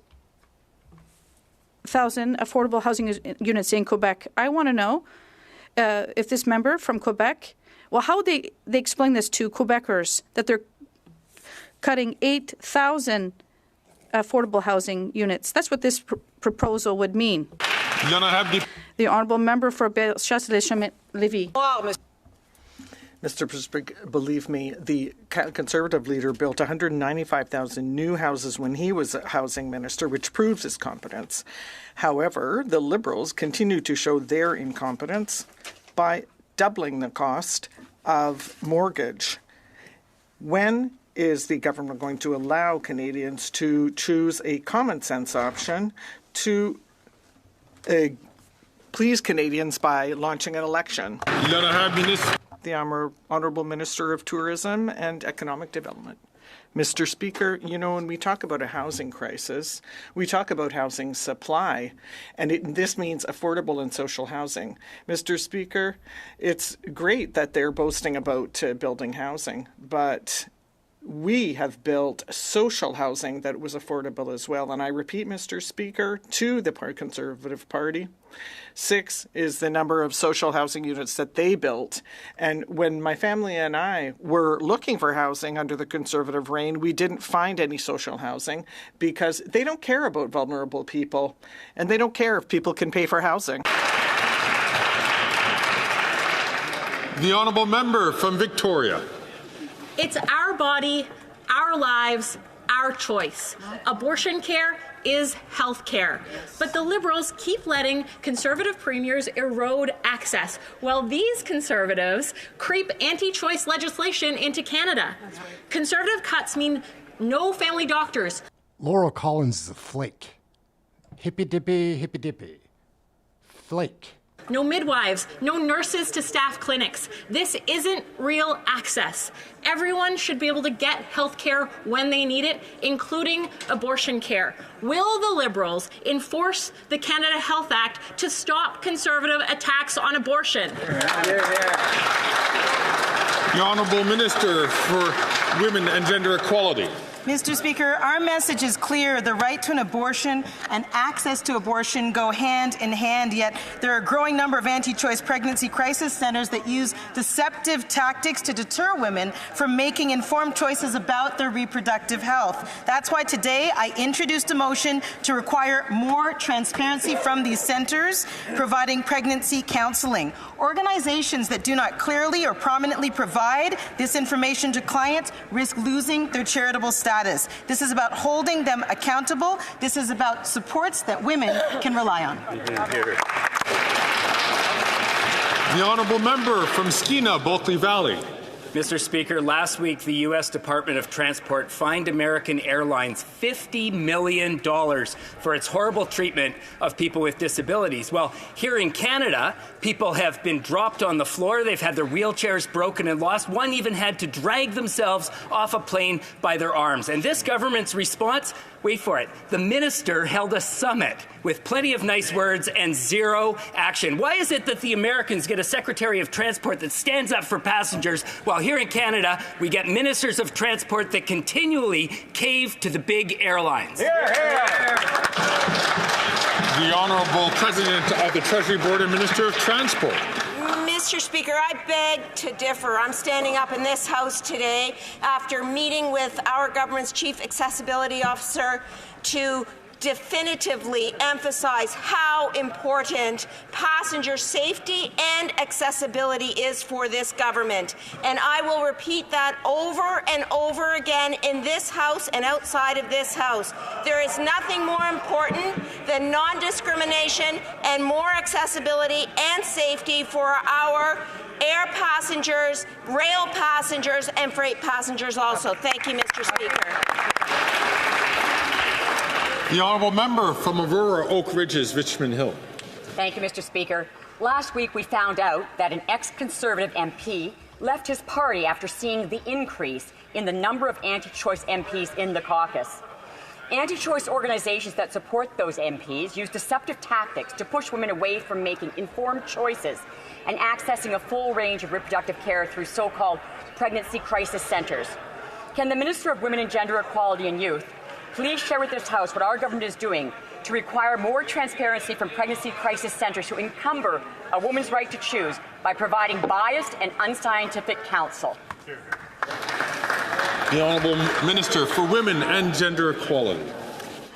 People have the right to make informed decisions about their own bodies. Across the country, we are seeing anti-choice pregnancy crisis center undermine a woman's right to choose. So today, I tabled a motion to require more transparency from charities providing pregnancy counsel. And if they do not, they stand the chance at losing their charitable status. Women have shared stories with me about how they have felt when they've walked into these centers, how they felt shame, how they felt guilt, and how it's been at the most difficult time in their lives. So, Mr. Speaker, this legislation ensures that no women will endure judgment or pressure from groups that restrict their freedom. The Honourable Member from Calgary, Midnapore. Mr. Speaker, after 9 years, this Liberal NDP government is not worth the cost. Mr. Speaker, over 2 million Canadians use a food bank on a monthly basis. In Calgary, food bank use is up 28% over the last year, and that's because this Liberal NDP government put a 23% punitive carbon tax on everything. So will this Prime Minister do the right thing, take responsibility for the mess that he created, and call a carbon tax election? The Honourable Minister for Families, Children and Social Development. Mr. Speaker, I challenge that member to point to a single thing that the Conservatives have done to help Canadians that are struggling. And it's easy. She can't, Mr. Speaker.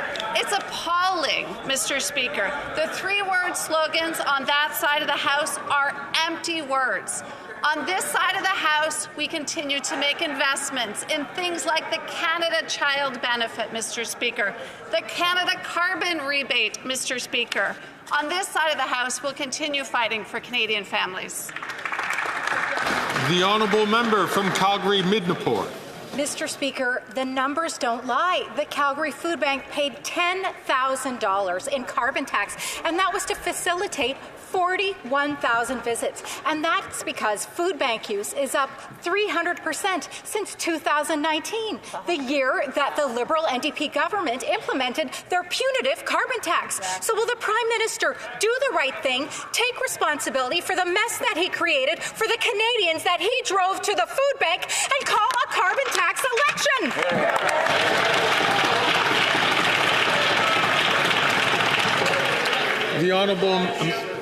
The Honourable Minister for Employment, Workforce Development and Official Languages. Thank you, Mr. Speaker. The Honourable Member wants to talk about numbers and facts, so let's talk about the numbers and facts. Send in the GIMP. GIMP sleeping. Go wake them up. 8 out of 10 Albertans get more money back from the Canada carbon rebate than they pay in the price on pollution. But Mr. Speaker, the best solution to people who are struggling is a good job. $22 billion in investments from this government into the energy sector, into clean electricity, into carbon capture, use and storage, $25 billion for the healthcare system. Do you know what the price for a Conservative government would be, Mr. Speaker? $20,000 per Alberta family with one kid. That's a tax nobody can afford. The honourable member from Portage-Lisgar. After 9 years, these NDP Liberals are simply not worth the cost. Food Banks Canada reveals a devastating truth. Over 2 million Canadians are turning to food banks. They also report that up to 25% of Canadians are living in a state of poverty. In Manitoba, food bank usage has surged by 30% in just the last year alone. And despite this crisis, the Prime Minister still thinks it's some sort of a brilliant idea to quadruple the carbon tax. So when will the Prime Minister put an end to this misery and finally just call a carbon tax election? The Honourable Minister for Families, Children and Social Development. Mr. Speaker, I had the opportunity recently to be in Manitoba and to announce that Manitoba has signed on to our National School Food Program. This year alone, Mr. Speaker, 19,000 additional kids in that province will receive food at school through this program. That's real children and real food, not the bureaucracy that the leader of the Conservatives would like to claim that this program is. That's the impact of the work that we're doing as we roll out this program across the country. The honourable member from Portage-Lisgar. Canadians recognize the impact of this Liberal government's policies, and it's that they're being recklessly driven into poverty. How many more families have to suffer? How long do the lineups at food banks need to be before this Prime Minister realizes that he and his government are the cause? Because if you tax the farmer who grows the food, the trucker who ships the food, and the grocer who sells the food, how can he be surprised when we're seeing record-breaking food bank use? Canadians want a carbon tax election. When will this Prime Minister give it to them? The Honourable Deputy Prime Minister and Minister of Finance. Mr. Speaker, the Conservative leader doesn't usually give press conferences. That's why it's understandable that he goofed yesterday and he admitted his true plan. He said, we're going to cut 2 programs for sure and more beyond that. Shame. So now we all know the Conservative plan is one of cuts, cuts, cuts. Shame. They're going to cut that school food program that's going to feed 400,000 kids. They're going to cut dental care that is provided care to 1 million Canadians. They're going to cut pharmacare. They're going to cut early learning and child care. But we won't let them. That's right. The honourable member for Avignon, La Métis, Matane, Matapédia. Mr. Speaker, at the Bordeaux prison in Montreal, the correctional officers say that there are so many drones that fly overhead that it's like an airport. They carry knives, drugs, and they smuggle in cell phones for the criminals in prison. And in Ottawa, they just sit back and sit idly by. Quebec is calling for phone signal jammers, and correctional officers want the same thing in federal prisons. But nothing is moving, except for the drones, of course. What is the minister waiting for to ban the use of cell phones in prison? The Honourable Minister of Public Safety. Mr. Speaker, on the contrary, we're not waiting. We're already rolling out a number of technologies in federal prisons. And obviously, we can't discuss the details of this technology capacity in public. I have visited some of these federal penitentiaries in Quebec, and I've seen for myself that the application of these technologies works. And I've had a great discussion with Minister Bonardel in Quebec to help Quebec with their prisons so that they have access to the same technology. The Honourable Member for Rivière-du-Nord. Mr. Speaker, the most serious problem with cell phones in prison is that it allows gang leaders to continue their criminal activities inside the walls.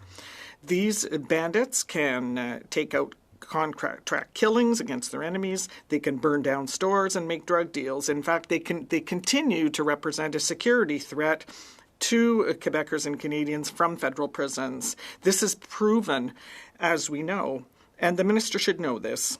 Why is he not working to ban once and for all the use of cell phones in penitentiaries? Thank you. The Honourable Minister of Public Safety.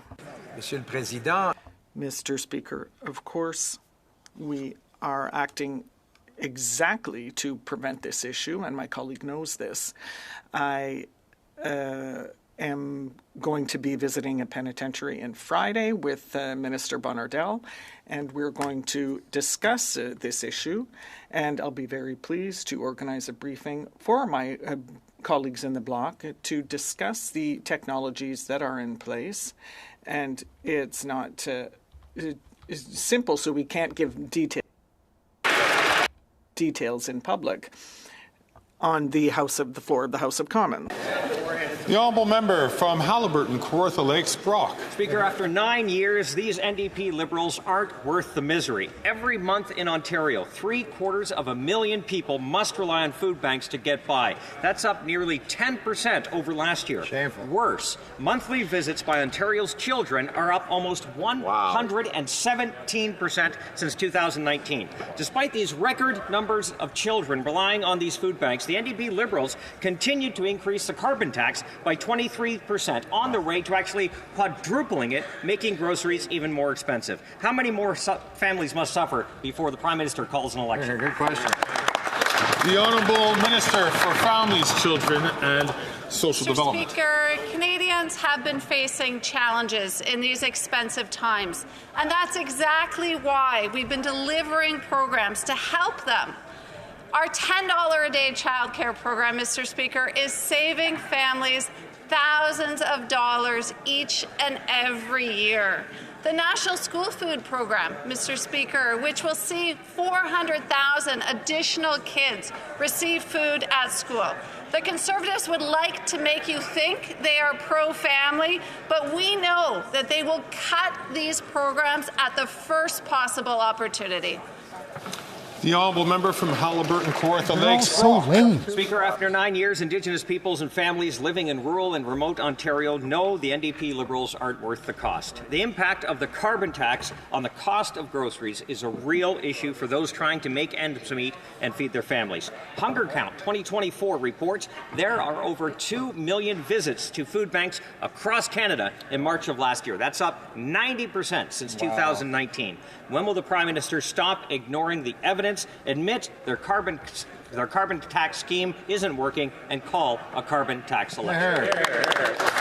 The Honourable Minister for Indigenous Services. Well, thank you, Mr. Speaker. For a moment, I thought my official critic was going to ask a question about Indigenous peoples, but again, we saw a return to their talking points, not the kinds of things that matter to the First Nations people that I've been working so hard with, along with my colleagues. In fact, that member voted against Indigenous health care, Grassy Narrows care home, emergency management support, schools, roads, housing, water. You get the picture, Mr. Speaker. They're no friends to Indigenous people. The honourable member from Coastal Bay Central, Notre Dame. After 9 years, the NDP Liberals are not worth the cost. Yesterday, Food Banks Canada reported that the need for food banks is spiralling out of control, with 2 million Canadians per month depending on them. Demand at Bridges to Hope Food Bank in St. John's is expected to surge 30% compared to 2023. Despite record-smashing food bank usage, the NDP Liberals increased the cost of groceries by raising the carbon tax 23%. Mr. Speaker, instead of quadrupling the carbon tax, will they axe the tax so that people can afford to eat? The Honourable Minister of Health. Mr. Speaker, what they would axe in a place like Newfoundland, remember, the Conservative leader said the dental care program didn't exist. Right? Said it's not going to work, not going to happen. Newfoundland now happens to be one of the leading places in the country for people getting care. And on average, it's saving them $730. Do you know that what it's going to save our emergency rooms and creating space? About $1.8 billion, the opportunity to serve emergency rooms. Imagine those savings. That's what they're going to cut. So when they look vulnerable people in the eye, tell them the truth. Tell them what you're going to do. You're going to take away their dental care. You're going to make sure they don't get the diabetes medication they need, and that's going to cost them big money, Mr. Speaker. The honourable member for Sudbury. Mr. Speaker, the Leader of the Opposition. Order. Okay. Order, please. The honourable member for Sudbury. Mr. Speaker, the Leader of the Opposition continues to bury his head in the sand and refuses to take the security of our country seriously. All other party leaders have received their security clearance, but not him. Now, he doesn't understand clearly the importance of getting security clearance, so can the government explain to the rest of the Conservative members how important it is to protect our democracy?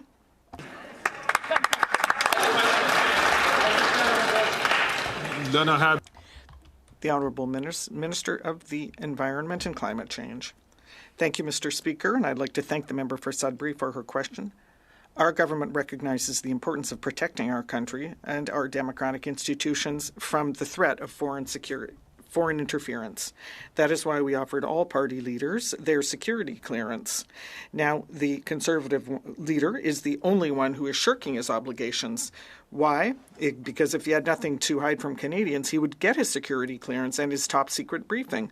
Unfortunately, the Conservative leader is only in Ottawa to do what he's done best for 20 years. That is, serve his own interests at the expense of Canadians and their safety. The honourable member from Kildone and St. Paul. Mr. Speaker, after 9 years of Liberals, crime is up and small businesses are fed up. The Liberal Prime Minister changed the laws to make it easier for violent repeat offenders to get bail, and now break-and-enters, thefts, vandalism have become everyday realities for small businesses in Canada. Nearly 60% of small businesses in BC, for example, are being directly impacted by crime. 8 in 10 are worried about their personal safety. This has cost businesses thousands of dollars, driving up costs of food and goods for their customers. When will the Liberals reverse their catch and release policy so that Canadians can shop safely and affordably once again? The Honourable Minister of National Defence. Thank you, Mr. Speaker. I spent 39 years fighting crime in the City of Toronto, and one of the things I learned in that 39 years is that cops count.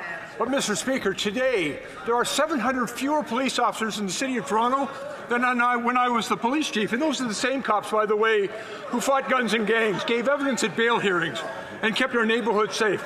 But just like the Harper government that cut 1,000 RCMP positions, Conservative mayors and premiers have frozen police hiring.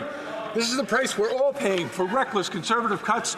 And if the Conservatives are looking for causation of the rise in crime, look in the mirror.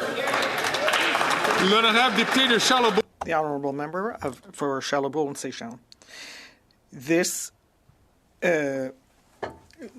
Minister of Justice has showed us that he'd rather be soft on criminals than keep children safe. Paul Arcand reports that André Fèvre, a paedophile who led a social club of child abusers, which aimed to teach people how to lure and seduce children, was released by the parole board once again.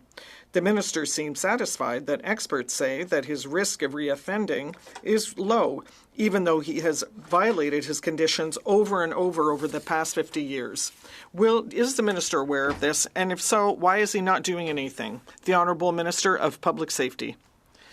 Mr. Speaker, my colleague knows very well that the parole board is independent. It's at arm's length from the government. It makes good decisions, and what it takes seriously is public safety. We're not going to comment on individual cases that are before the parole board. We trusted the board's work, and however, as my colleague, the Minister of Defence, said, we are very surprised to see how many cuts the Conservatives have made to the RCMP and the CBSA, and now they claim to want to fight crime gangs. From Sherwood Park, Fort Saskatchewan. After 9 years of NDP Liberals, taxes are up, costs are up, crime is up, and time is up. Now, Liberals have allowed fraudulent, non-Indigenous insiders and shell companies to steal contracts that had been earmarked for Indigenous businesses. Now that companies like Canadian Healthcare Agency and Dalian Enterprises, who got over $100 million each, have been removed from the Indigenous business list, they should pay back the money that had been set aside for Indigenous companies. When will this government get our money back from bad actors who pretended to be Indigenous?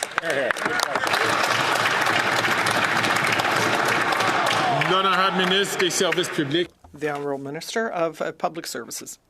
Thank you, Mr. Speaker.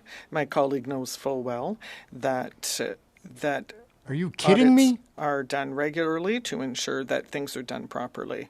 What my colleague has not said, though, is whether he is in favour of these targets to be granted to Indigenous businesses. Order. The Honourable Member from St. John's East. Mr. Speaker, protecting a woman's right to control her own body includes access to clear and transparent choices in health care. Far too often we see actors operating in the charitable healthcare sector, victimizing vulnerable women seeking sexual and reproductive health services.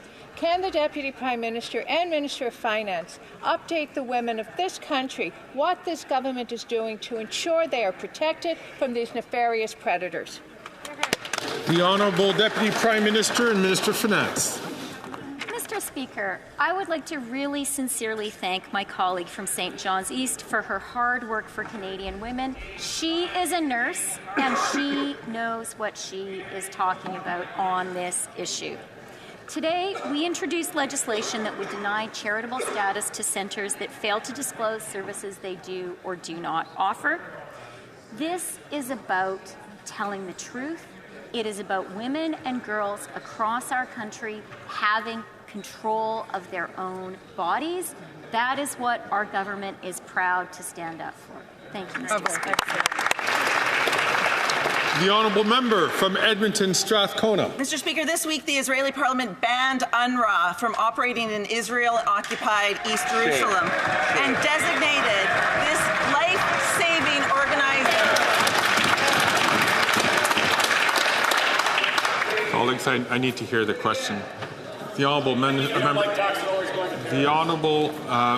Member from Edmonton Strathcona for the top, please. Mr. Speaker, this week the Israeli Parliament banned UNRWA from operating in Israel and occupied East Jerusalem and designated this life-saving organization as a terrorist organization. Millions of Palestinians are living through hell and they need aid, and there is no aid organization that can do what UNRWA can do on the ground. Canada must act now. We cannot tolerate these outrageous attacks on the United Nations and international law. Will the government finally sanction Netanyahu and his extremist cabinet? Hear, hear. The Honourable Minister for International Development. Mr. Speaker, we express serious concern about the passage of the legislation by the Israeli Parliament that undermines the operations of UNRWA. As the member opposite has stated, UNRWA is the backbone of the humanitarian response that supports over 2 million civilians in Gaza, Palestinian civilians. This poses a significant risk and an obstacle to more aid going in. We urge the Israeli government to allow UNRWA and the organizations that depend on UNRWA's network to do the work that is necessary to continue to deliver aid without obstruction. Thank you very much. The Honourable Member from Burnaby South. That response did not respect the seriousness of what's going on and the dire situation that's going on. I want to take a moment now and talk about an event that's one of the premier events in Toronto, something that so many people come to, brings millions of people together, creates thousands of jobs. It's the Toronto Caribbean Carnival. It is one of the most important events in Toronto, but sadly, because of Liberal government underfunding, this festival is at serious risk. So will the Prime Minister commit today to the appropriate level of funding to protect this vital festival that celebrates Caribbean culture and the Caribbean diaspora in the GTA? Hear, hear. The Honourable Minister for Diversity, Inclusion and Youth. Mr. Speaker, for the last few years, this government and our government have been proud to support the Toronto Caribbean Festival. That's something that brings hundreds of thousands of people from around the world to the city of Toronto, and we're going to continue to work with the organization to support the work that they do in bringing and celebrating the Caribbean Festival in this country. Thank you, Mr. Speaker. Colleagues, it being 3:17. The Honourable Minister is rising. On a point of order, Mr. Speaker, While my colleague was answering a question, the member for Charlesbourg-Haute-Saint-Charles referred to a member of the Conservative Party from Richmond, Arthabaska, a former member, used non-parliamentary language, disgraceful language. I ask him to withdraw his comments and apologize to the member, Mr. Speaker.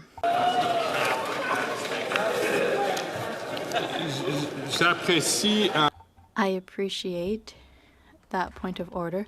The Speaker will listen to the recording and come back with this if necessary. Honourable President of the Treasury Board and Minister of Transport is rising on a point of order. The Honourable Minister. Mr. Speaker, when my honourable colleague was answering the question, they had my name up on the screen.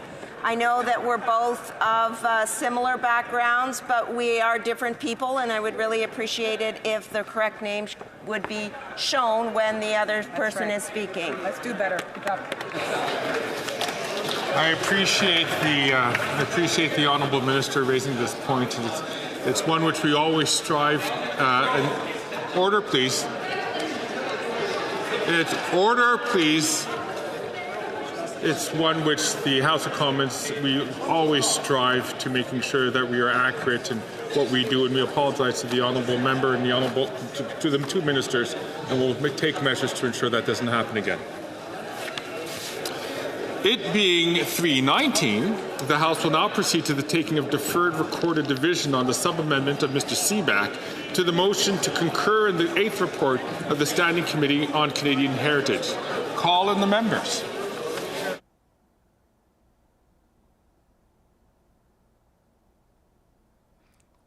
All right, gang, so we're going to wrap up. Got one video to show, then we're going to get going. Big election in Saskatchewan. They actually got a result. Check this out.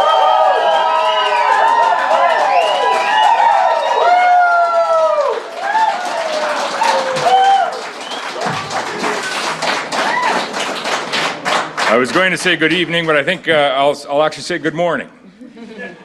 What a great day to be in Saskatchewan. And I want to begin by saying thank you to a number of people here. First of all, to all the people of Saskatchewan, all who went out and exercised their democratic right to vote and voted for a strong economy and a bright future in our province. Thank you once again, Saskatchewan, for placing your trust in our party, in the Saskatchewan Party. And thank you for electing a majority Saskatchewan Party government.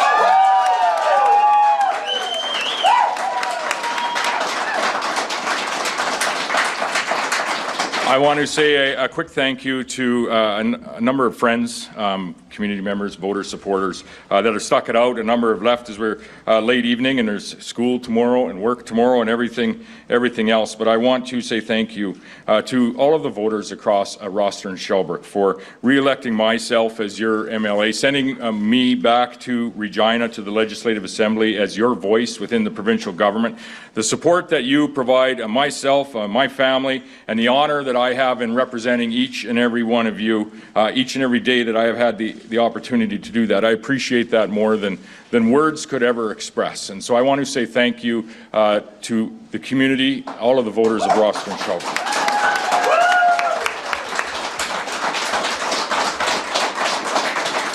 And of course, and I say this often when we're in Regina, but no one serves in public office by themselves. They only do so with the love and support of their families. So I want to say thank you to my children, but most importantly, thank you to my wife of now 31 years.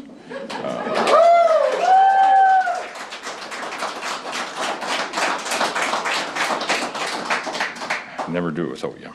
No, you Thank you as well to our Roster and Shelburne campaign team that is delinquent, one MLA throughout the campaign as we travel the province. Thank you to Patrick Bundrock and all of the Saskatchewan Party team that is at headquarters. And thank you to the small group of folks that traveled across the province with me in what is now affectionately known as the truck. I want to say a thank you as well to all the candidates from all the parties that ran in this election. Whether you were successful or not, thank you for putting your name on a ballot. It's no small thing to put your name on that ballot, your name on a line sign, and to put yourself out in the public arena. to stand up and say, you want to represent your community, you want to represent your neighbours, and you want to represent your friends.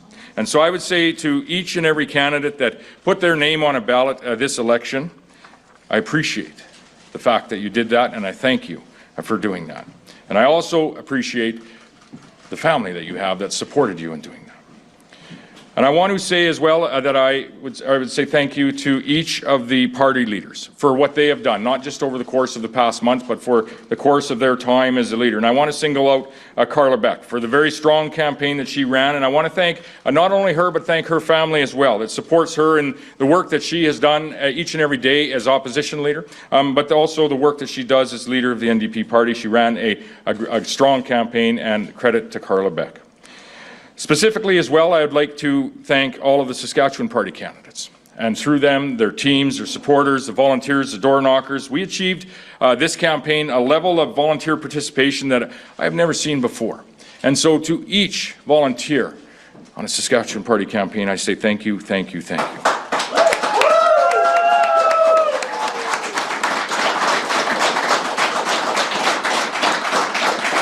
We knew when we started this campaign that it was going to be a challenging campaign. Recent history has not been kind to incumbent majority governing parties in this nation or around the world.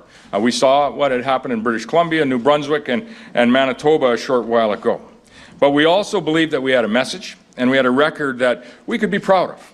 And we knew that we had an outstanding slate of candidates that would work hard to bring that message and that record to the doorsteps across this province. And each of the candidates that ran for the Saskatchewan Party, they did that in an incredible way. And I thank each of them, and I thank the families that supported them behind them. This was a much closer election than what we have seen in quite some time in this province. Just over roughly half of the voters voted for the Saskatchewan Party, and there's another half of the voters that voted for someone else. And I would say this, that I've heard the message that was delivered here this evening. And the Saskatchewan Party will be a government that works for all of the people of Saskatchewan. And now some may allude to tonight's results as means that we are divided in this province, and I would disagree with that. Because I know, regardless of who you voted for in this election, you did so because you wanted what was best for the province that we know, love, and live in. And in this, I would say, each of us is united. So tonight, I want to say a couple of words to each and every Saskatchewan resident that voted in this election. First, to the thousands of Saskatchewan voters that supported and re-elected the Saskatchewan Party. Thank you for your ongoing support. 17 years ago, you elected a new government in our province, and tonight, 17 years later, you voted to re-elect that very same Saskatchewan Party to govern. Because you know and believe, as do I, that Saskatchewan's best days are still ahead of us, and you believe that the Saskatchewan Party is the best choice to lead Saskatchewan to that brighter future. So I thank each of you.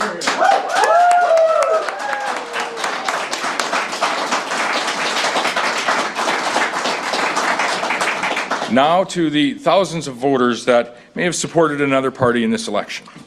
With the commemoration of 80 years since D-Day this past summer, a place where our forefathers fought and so many made the ultimate sacrifice to defend our democracy and to defend the very right that we have in this province and in this nation to vote, and thereby collectively elect a government.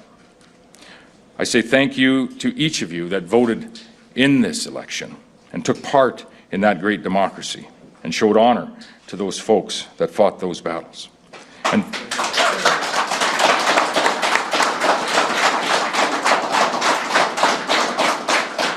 And I thank those that supported or voted for another party this election for the message that was delivered tonight.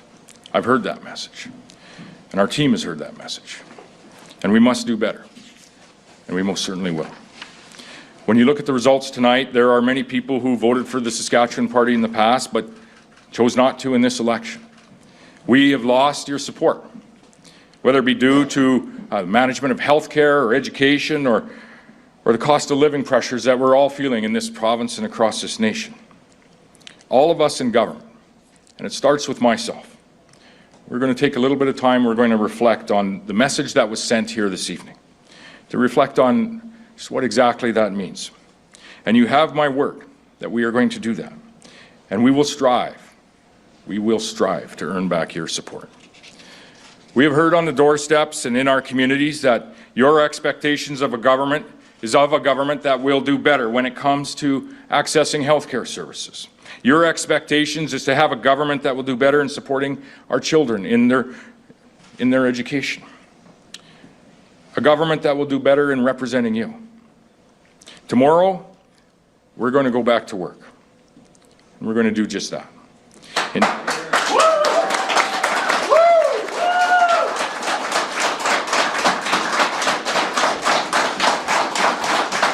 And I would provide an example. In 2007, for those of us that can remember, we had in this province the longest surgical wait times in the nation of Canada. By investing as a government and by focusing on the results, by 2014, we had the shortest wait times in the nation of Canada. Well, what we need to do is bring that type of focus to all that we do on behalf of you, the people of this province. And in that focus, we are going to ensure that people in Saskatchewan will be able to find a family doctor. People in Saskatchewan will not have to wait too long for their surgery. We will ensure that the people in Saskatchewan will be able to access mental health and all too often subsequent addictions supports, recovery supports. And we will ensure that families feel safe wherever they choose to live in this province. And we'll also get to work on delivering on the election platform that we had put before the people of Saskatchewan, keeping the promises that we made to each and every person in this province in the election campaign that we had just came through, and working more broadly to achieving the targets that we had set out in our Saskatchewan plan for growth.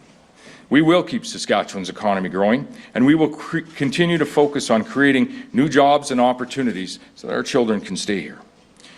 And so that we can have the resources to ensure that we can make those investments right back into those classrooms and into our healthcare operations. So on this evening, in a very challenging time for incumbent majority parties across Canada and around the world, it's not lost on me, or it is not lost on your Saskatchewan Party team, that you have provided us with the honour to form a government in this great province for a 5th consecutive time.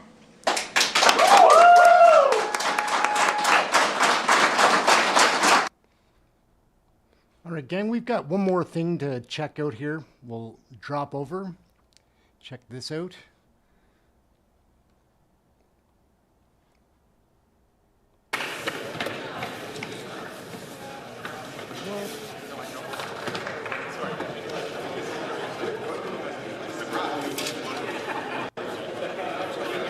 The question is as follows. Mr. Waugh, seconded by Mr. Couric, moved that the 8th report on the Standing Committee on Canadian Heritage presented on Tuesday, December 12th. Moved the 8th Heritage for, seconded by Mr. Couric, moved the following sub-amendment, that the amendment be amended. A, by adding, can I dispense? Yes, thank you. La période The 10-minute period for members voting electronically has started, and the House will now proceed to the vote for members participating in person. All those in favour of the motion will please rise. Mr. Scheer. Mr. Scheer. Mr. Schmale. Mr. Schmale. Mr. Bazan. Mr. Bazan. Mr. Williams. Mr. Williams. Mr. Perkins. Mr. Perkins. Mr. Brock. Mr. Brock. Monsieur Deltel. Monsieur Deltel. Mrs. Stubbs. Mrs. Stubbs. Mrs. Lanceman. Ms. Lanceman. Ms. Lewis Haldeman Norfolk. Ms. Lewis Haldeman Norfolk. Mrs. Gray. Mrs. Gray. Mr. Barlow. Mr. Barlow. Mr. Kelly. Mr. Kelly. Mr. Baldinelli. Mr. Baldinelli. Mr. Cooper. Mr. Cooper. Mr. Commit. Mr. Kimmich. Mr. Couric. Mr. Couric. Mr. Jennis. Mr. Jennis. Mr. Small. Mr. Small. Mr. Lawrence. Mr. Lawrence. Monsieur Berthold. Monsieur Berthold. Mr. Workington. Mr. Workington. Mr. Aboutayev. Mr. Aboutayev. Mr. Seaback. Mr. Seaback. Ms. Ferrari. Ms. Ferrari. Mr. Viss. Mr. Viss. Mr. Doherty. Mr. Doherty. Mr. Macaulay, Edmonton West. Mr. Macaulay, Edmonton West. Mrs. Goodridge. Mrs. Goodridge. Mr. Moore. Mr. Moore. Mr. Godin. Mr. Godin. Mr. Morant. Mr. Morant. Mrs. Roberts. Mrs. Roberts. Mr. Malillo. Mr. Malillo. Ms. Gladue. Ms. Gladue. Mrs. Cramp-Nyman. Mrs. Cramp-Nyman. Madame Vien. Madame Vien. Mr. Patzer. Mr. Patzer. Mrs. Gallant. Mrs. Gallant. Mr. Shipley. Mr. Shipley. Mr. Muse. Mr. Muse. Mr. Redicott. Mr. Redicott. Mr. Van Popta. Mr. Van Popta. Mr. Waugh. Mr. Waugh. Mr. Steinley. Mr. Steinley. Mr. Calkins. Mr. Calkins. Monsieur Généreux. Monsieur Généreux. Mr. Lobb. Mr. Lobb. Mr. Mazer. Mr. Mazer. Mr. Davidson. Mr. Davidson. Monsieur Martel. Monsieur Martel. Monsieur Gourde. Monsieur Gourde. Mr. Caputo. Mr. Caputo. Mr. Epp. Mr. Epp. Mr. Zimmer. Mr. Zimmer. Mr. Dreesen. Mr. Dreesen. Mr. Majumdar. Mr. Majumdar. Mr. Cram. Mr. Cram. Mr. Tolmie. Mr. Tolmie. Mrs. Wagenthal. Mrs. Wagenthal. Mr. Bragdon. Mr. Bragdon. Mr. Dalton. Mr. Dalton. Mr. Nader. Mr. Nader. Mrs. Falk, Battleford Lloydminster. Mrs. Falk, Battleford Lloydminster. Mr. McLean. Mr. McLean. Mr. McGuire. Mr. McGuire. Mr. Reed. Mr. Reed. Mr. Shields. Mr. Shields. Mr. Falk Provencher. Mr. Falk Provencher. Mr. Mott. Mr. Mott. Mr. Williamson. Mr. Williamson. Mr. Arnold. Mr. Arnold. Monsieur d'Entremont. Monsieur d'Entremont. Mrs. Vecchio. Mrs. Vecchio. Mr. Carey. Mr. Carey. Mr. Dowdle. Mr. Dowdle. Mr. Kitchen. Mr. Kitchen. Mr. Giovanni. Mr. Giovanni. Mr. Stewart, Toronto St. Paul's. Mr. Stewart, Toronto St. Paul's. Monsieur Terrien. Monsieur Terrien. Madame de Bellefeuille. Madame de Bellefeuille. Madame Michaud. Madame Michaud. Monsieur Thériault. Monsieur Thériault. Madame Larouche. Madame Larouche.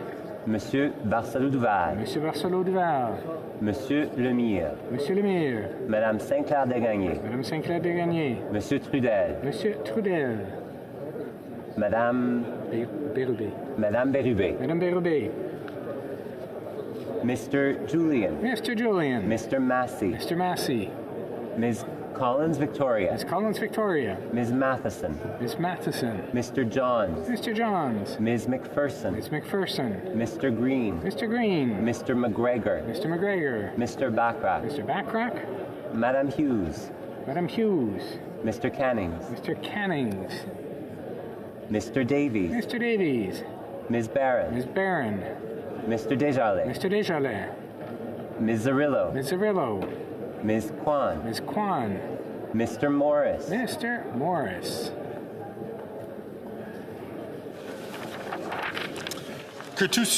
All those opposed to the sub-amendment will please rise. Sajan. Mr. Sajan. Ms. Tassi. Ms. Tassi. Ms. Scrow. Ms. Scrow. Mr. Scarpaleggia. Mr. Scarpaleggia. Ms. Cara. Ms. Cara. Madame Saint-Onge. Madame Saint-Onge. Ms. Sahota. Ms. Sahota. Ms. Yen. Ms. Yen. Madame Bibot. Madame Bibot. Mr. Ananda Sangari. Mr. Ananda Sangari. Madame Martinez Ferrada. Madame Martinez Ferrada. Ms. Jazek. Ms. Jazek. Ms. Jones. Ms. Jones. Ms. O'Connell. Ms. O'Connell. Mr. Gerritsen. Mr. Gerritsen. Mr. Lamoureux. Mr. Lamoureux. Madame Fortier. Madame Fortier. Mr. Fragascatos. Mr. Fragascatos. Ms. de Brusen. Mr. Brusen. Mr. Vancouverden. Mr. Vancouverden. Mr. Kuzmarchuk. Mr. Kuzmarchuk. Mr. May Cambridge. Mr. May Cambridge. Ms. Dillon. Ms. Dillon. Ms. Zarevitz. Ms. Zarowitz. Mr. Hardy. Mr. Hardy. Monsieur Yakino. Monsieur Yakino. Monsieur Lightbound. Monsieur Lightbound. Mr. Cedar Brampton East. Mr. Cedar Brampton East. Mr. Badaway. Mr. Badaway. Mr. Dogood. Mr. Dogood. Mr. Housefather. Mr. Housefather. Mr. Kellaway. Mr. Kellaway. Mrs. Vandenveld. Mrs. Vandenveld. Monsieur Serré. Monsieur Serré. Madame Koutrakis. Madame Koutrakis. Madame Brière. Madame Brière. Mr. Fisher. Mr. Fisher. Mr. Longfield. Mr. Longfield. Mr. McDonald Avalon. Mr. McDonald Avalon. Mr. McKinnon Coquitlam Port Coquitlam. Mr. McKinnon Coquitlam Port Coquitlam. Mr. McLeod. Mr. McLeod. Mr. Morrissey. Mr. Morrissey. Monsieur Robillard. Monsieur Robillard. Monsieur Sifke. Mr. Shifke. Ms. Cedar Brampton South. Ms. Cedar Brampton South. Mr. Sorbara. Mr. Sorbara. Mr. Zuberi. Mr. Zuberi. Ms. Hefner. Ms. Hefner. Mr. Nur Mohammed. Mr. Nur Mohammed. Mr. Chang. Mr. Chang. Mrs. Zaid. Mrs. Zaid. Mr. Rogers. Mr. Rogers. Ms. Yip. Ms. Yip. Ms. Latanzio. Ms. Latanzio. Mr. Lewis Kitchener-Conestoga. Mr. Lewis Kitchener-Conestoga. Mr. Van Bynen. Mr. Van Bynen. Mr. Baines. Mr. Baines. Ms. Bradford. Ms. Bradford. Mr. Chahal. Mr. Chahal. Madame Chatel. Madame Chatel. Mr. Koto. Mr. Koto. Mr. Gahir. Mr. Gahir. Ms. Kayabaga. Ms. Kayabaga. Madame Lapointe. Madame Lapointe. Mr. Meow. Mr. Meow. Ms. Taylor-Roy. Ms. Taylor-Roy. Ms. Thompson. Ms. Thompson.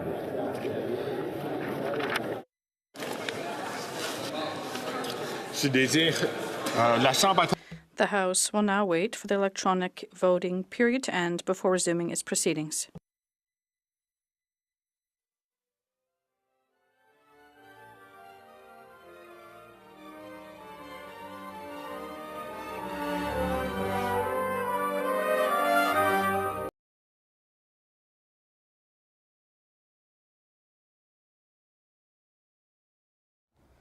Yeah, gang, so we're just going to let that play out, let the results come in. Thank you all for tuning in. It's been a fun show. It's hard to watch these Liberals, but got to pay attention because they'll just keep trying to dupe us. That seems to be the way it goes. My name's Aaron, Canadian Looney. Like, share, subscribe, get notified. We do these live shows every day. Come and check one out. Get involved in the chat room. We've got a really great gang in here. Anyhow, yeah, we're just going to let this one play out.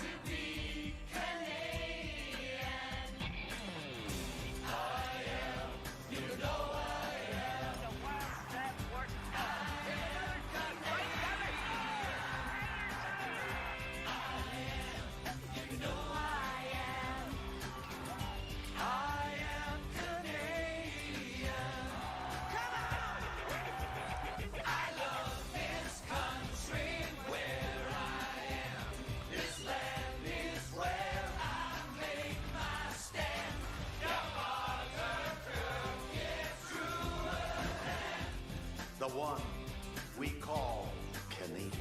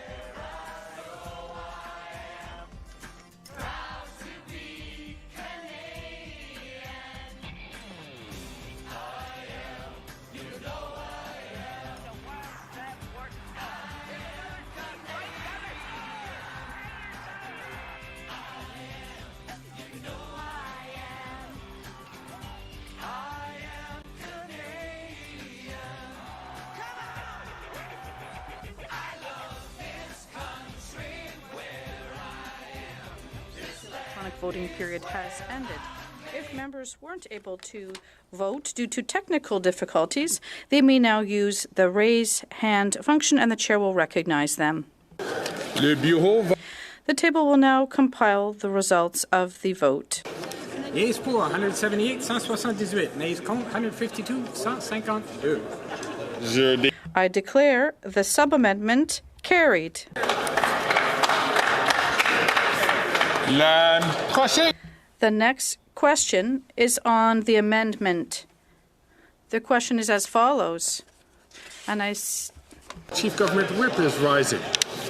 Thank you, Mr. Speaker. I believe that if you seek it, you will find agreement to apply the result from the previous vote to this vote, with Liberal members voting nay. I see that the opposition whip is rising as well. We agree to apply the vote, Mr. Speaker, with the Conservatives voting yay. Yay. I see that the honourable member for Salaberry-sur-Roi is rising. Mr. Speaker, the bloc agrees to apply the results of the vote, and it is voting yay. The honourable member for Edmonton Strathcona. Speaker, and New Democrats agree to apply the vote, and we will be voting yay. The honourable member from Kitchener Centre. Mr. Speaker, Greens agree to apply the vote, and we'll be voting yay.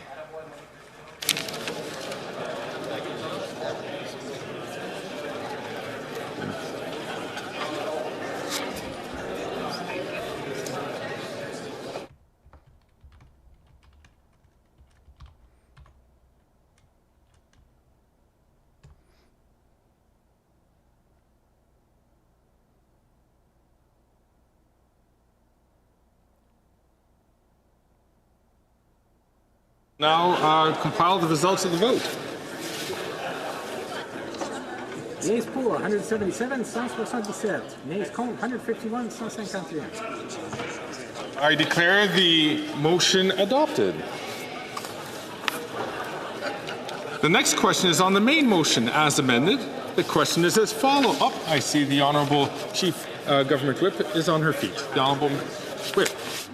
Thank you, Mr. Speaker. I believe once again that if you seek it, you'll find agreement to apply the results from the previous vote to this vote, with Liberal members voting nay again.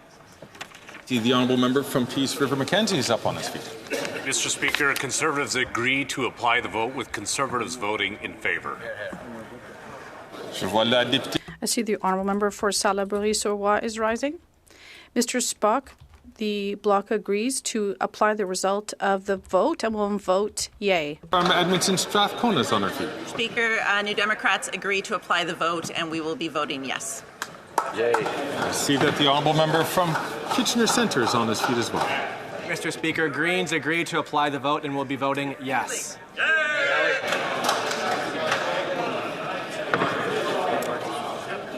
The table will now compile the results of the vote. Yeas pour 177, 177. Nays contre 151, 150. The motion adopted. Accordingly, the 8th report of the Standing Committee on Canadian Heritage is referred to the Standing Committee. I wish to inform the House, that because of deferred record division, government orders will be extended by 16 minutes. I wish to advise the House that the volume of headpieces will be reset. Will now be reset.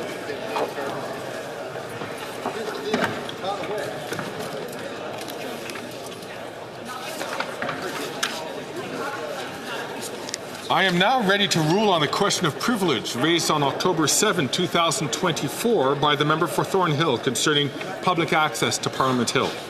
In her intervention, the member for Thornhill alleged that an officer of the Parliamentary Protective Services, or PPS, prevented a member of the public from accessing the grounds of Parliament Hill, ostensibly because of his political ideology. This interaction was video recorded and then posted to social media. The member for Thornhill argued that the officer was applying some sort of political test by which a person would be barred from accessing the parliamentary precinct if they did not support a particular cause, in this case relating to Palestine. Selon la députée, cela signifie que dans des circonstances. The member contended that in similar circumstances, if a member of Parliament had refused to identify themselves as a supporter of Palestine, they would also have been barred from the Hill, constituting a breach of their right of access to the parliamentary precinct. She concluded by declaring that no member or individual should be denied access to the grounds of Parliament Hill because of the political views that they hold. She felt that the issue should therefore be considered by the Standing Committee on Procedure and House Affairs. Well, gang, I've got to run. I've got things that I've got to do. Just go to Parleview if you want to see this. It's happening just about right now. Looks like we might have got a win there. Anyhow, we're going out on this. You guys have a good evening. We're back tomorrow. Thank you all for tuning in. Everyone has an opinion about Canadian federal politics. Oh, yeah. I think our leader, Trudeau, I don't think I've ever heard him say a true word. Oh, hello. Do you have a warrant to be here? Oh, yeah. It's time for a change in this country, my friends. A real change. Wiggle and squirm as you might, it is really hard to put lipstick on a pig. When I'm Prime Minister, I will keep my promises. WTF. Here. I know this place is where I am. No other place is better. No matter where I go, I am proud to be Canadian. I am, you know I am. The worst that works. I am Canadian. You know I am. I am Canadian. Come on! I love this country where I am. This land is where I make my stand. The harder fruit gets truer than The one we call Canadian. Gentlemen, beam me aboard.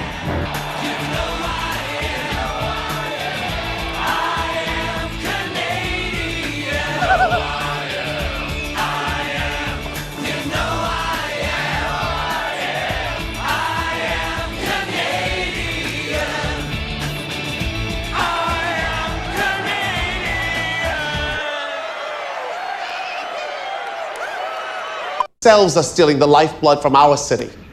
You are a parasite who leeches off Just like you, the man. culture of drugs. Excuse me? What? I got the shotgun. Got the briefcase. It's on the game though, right?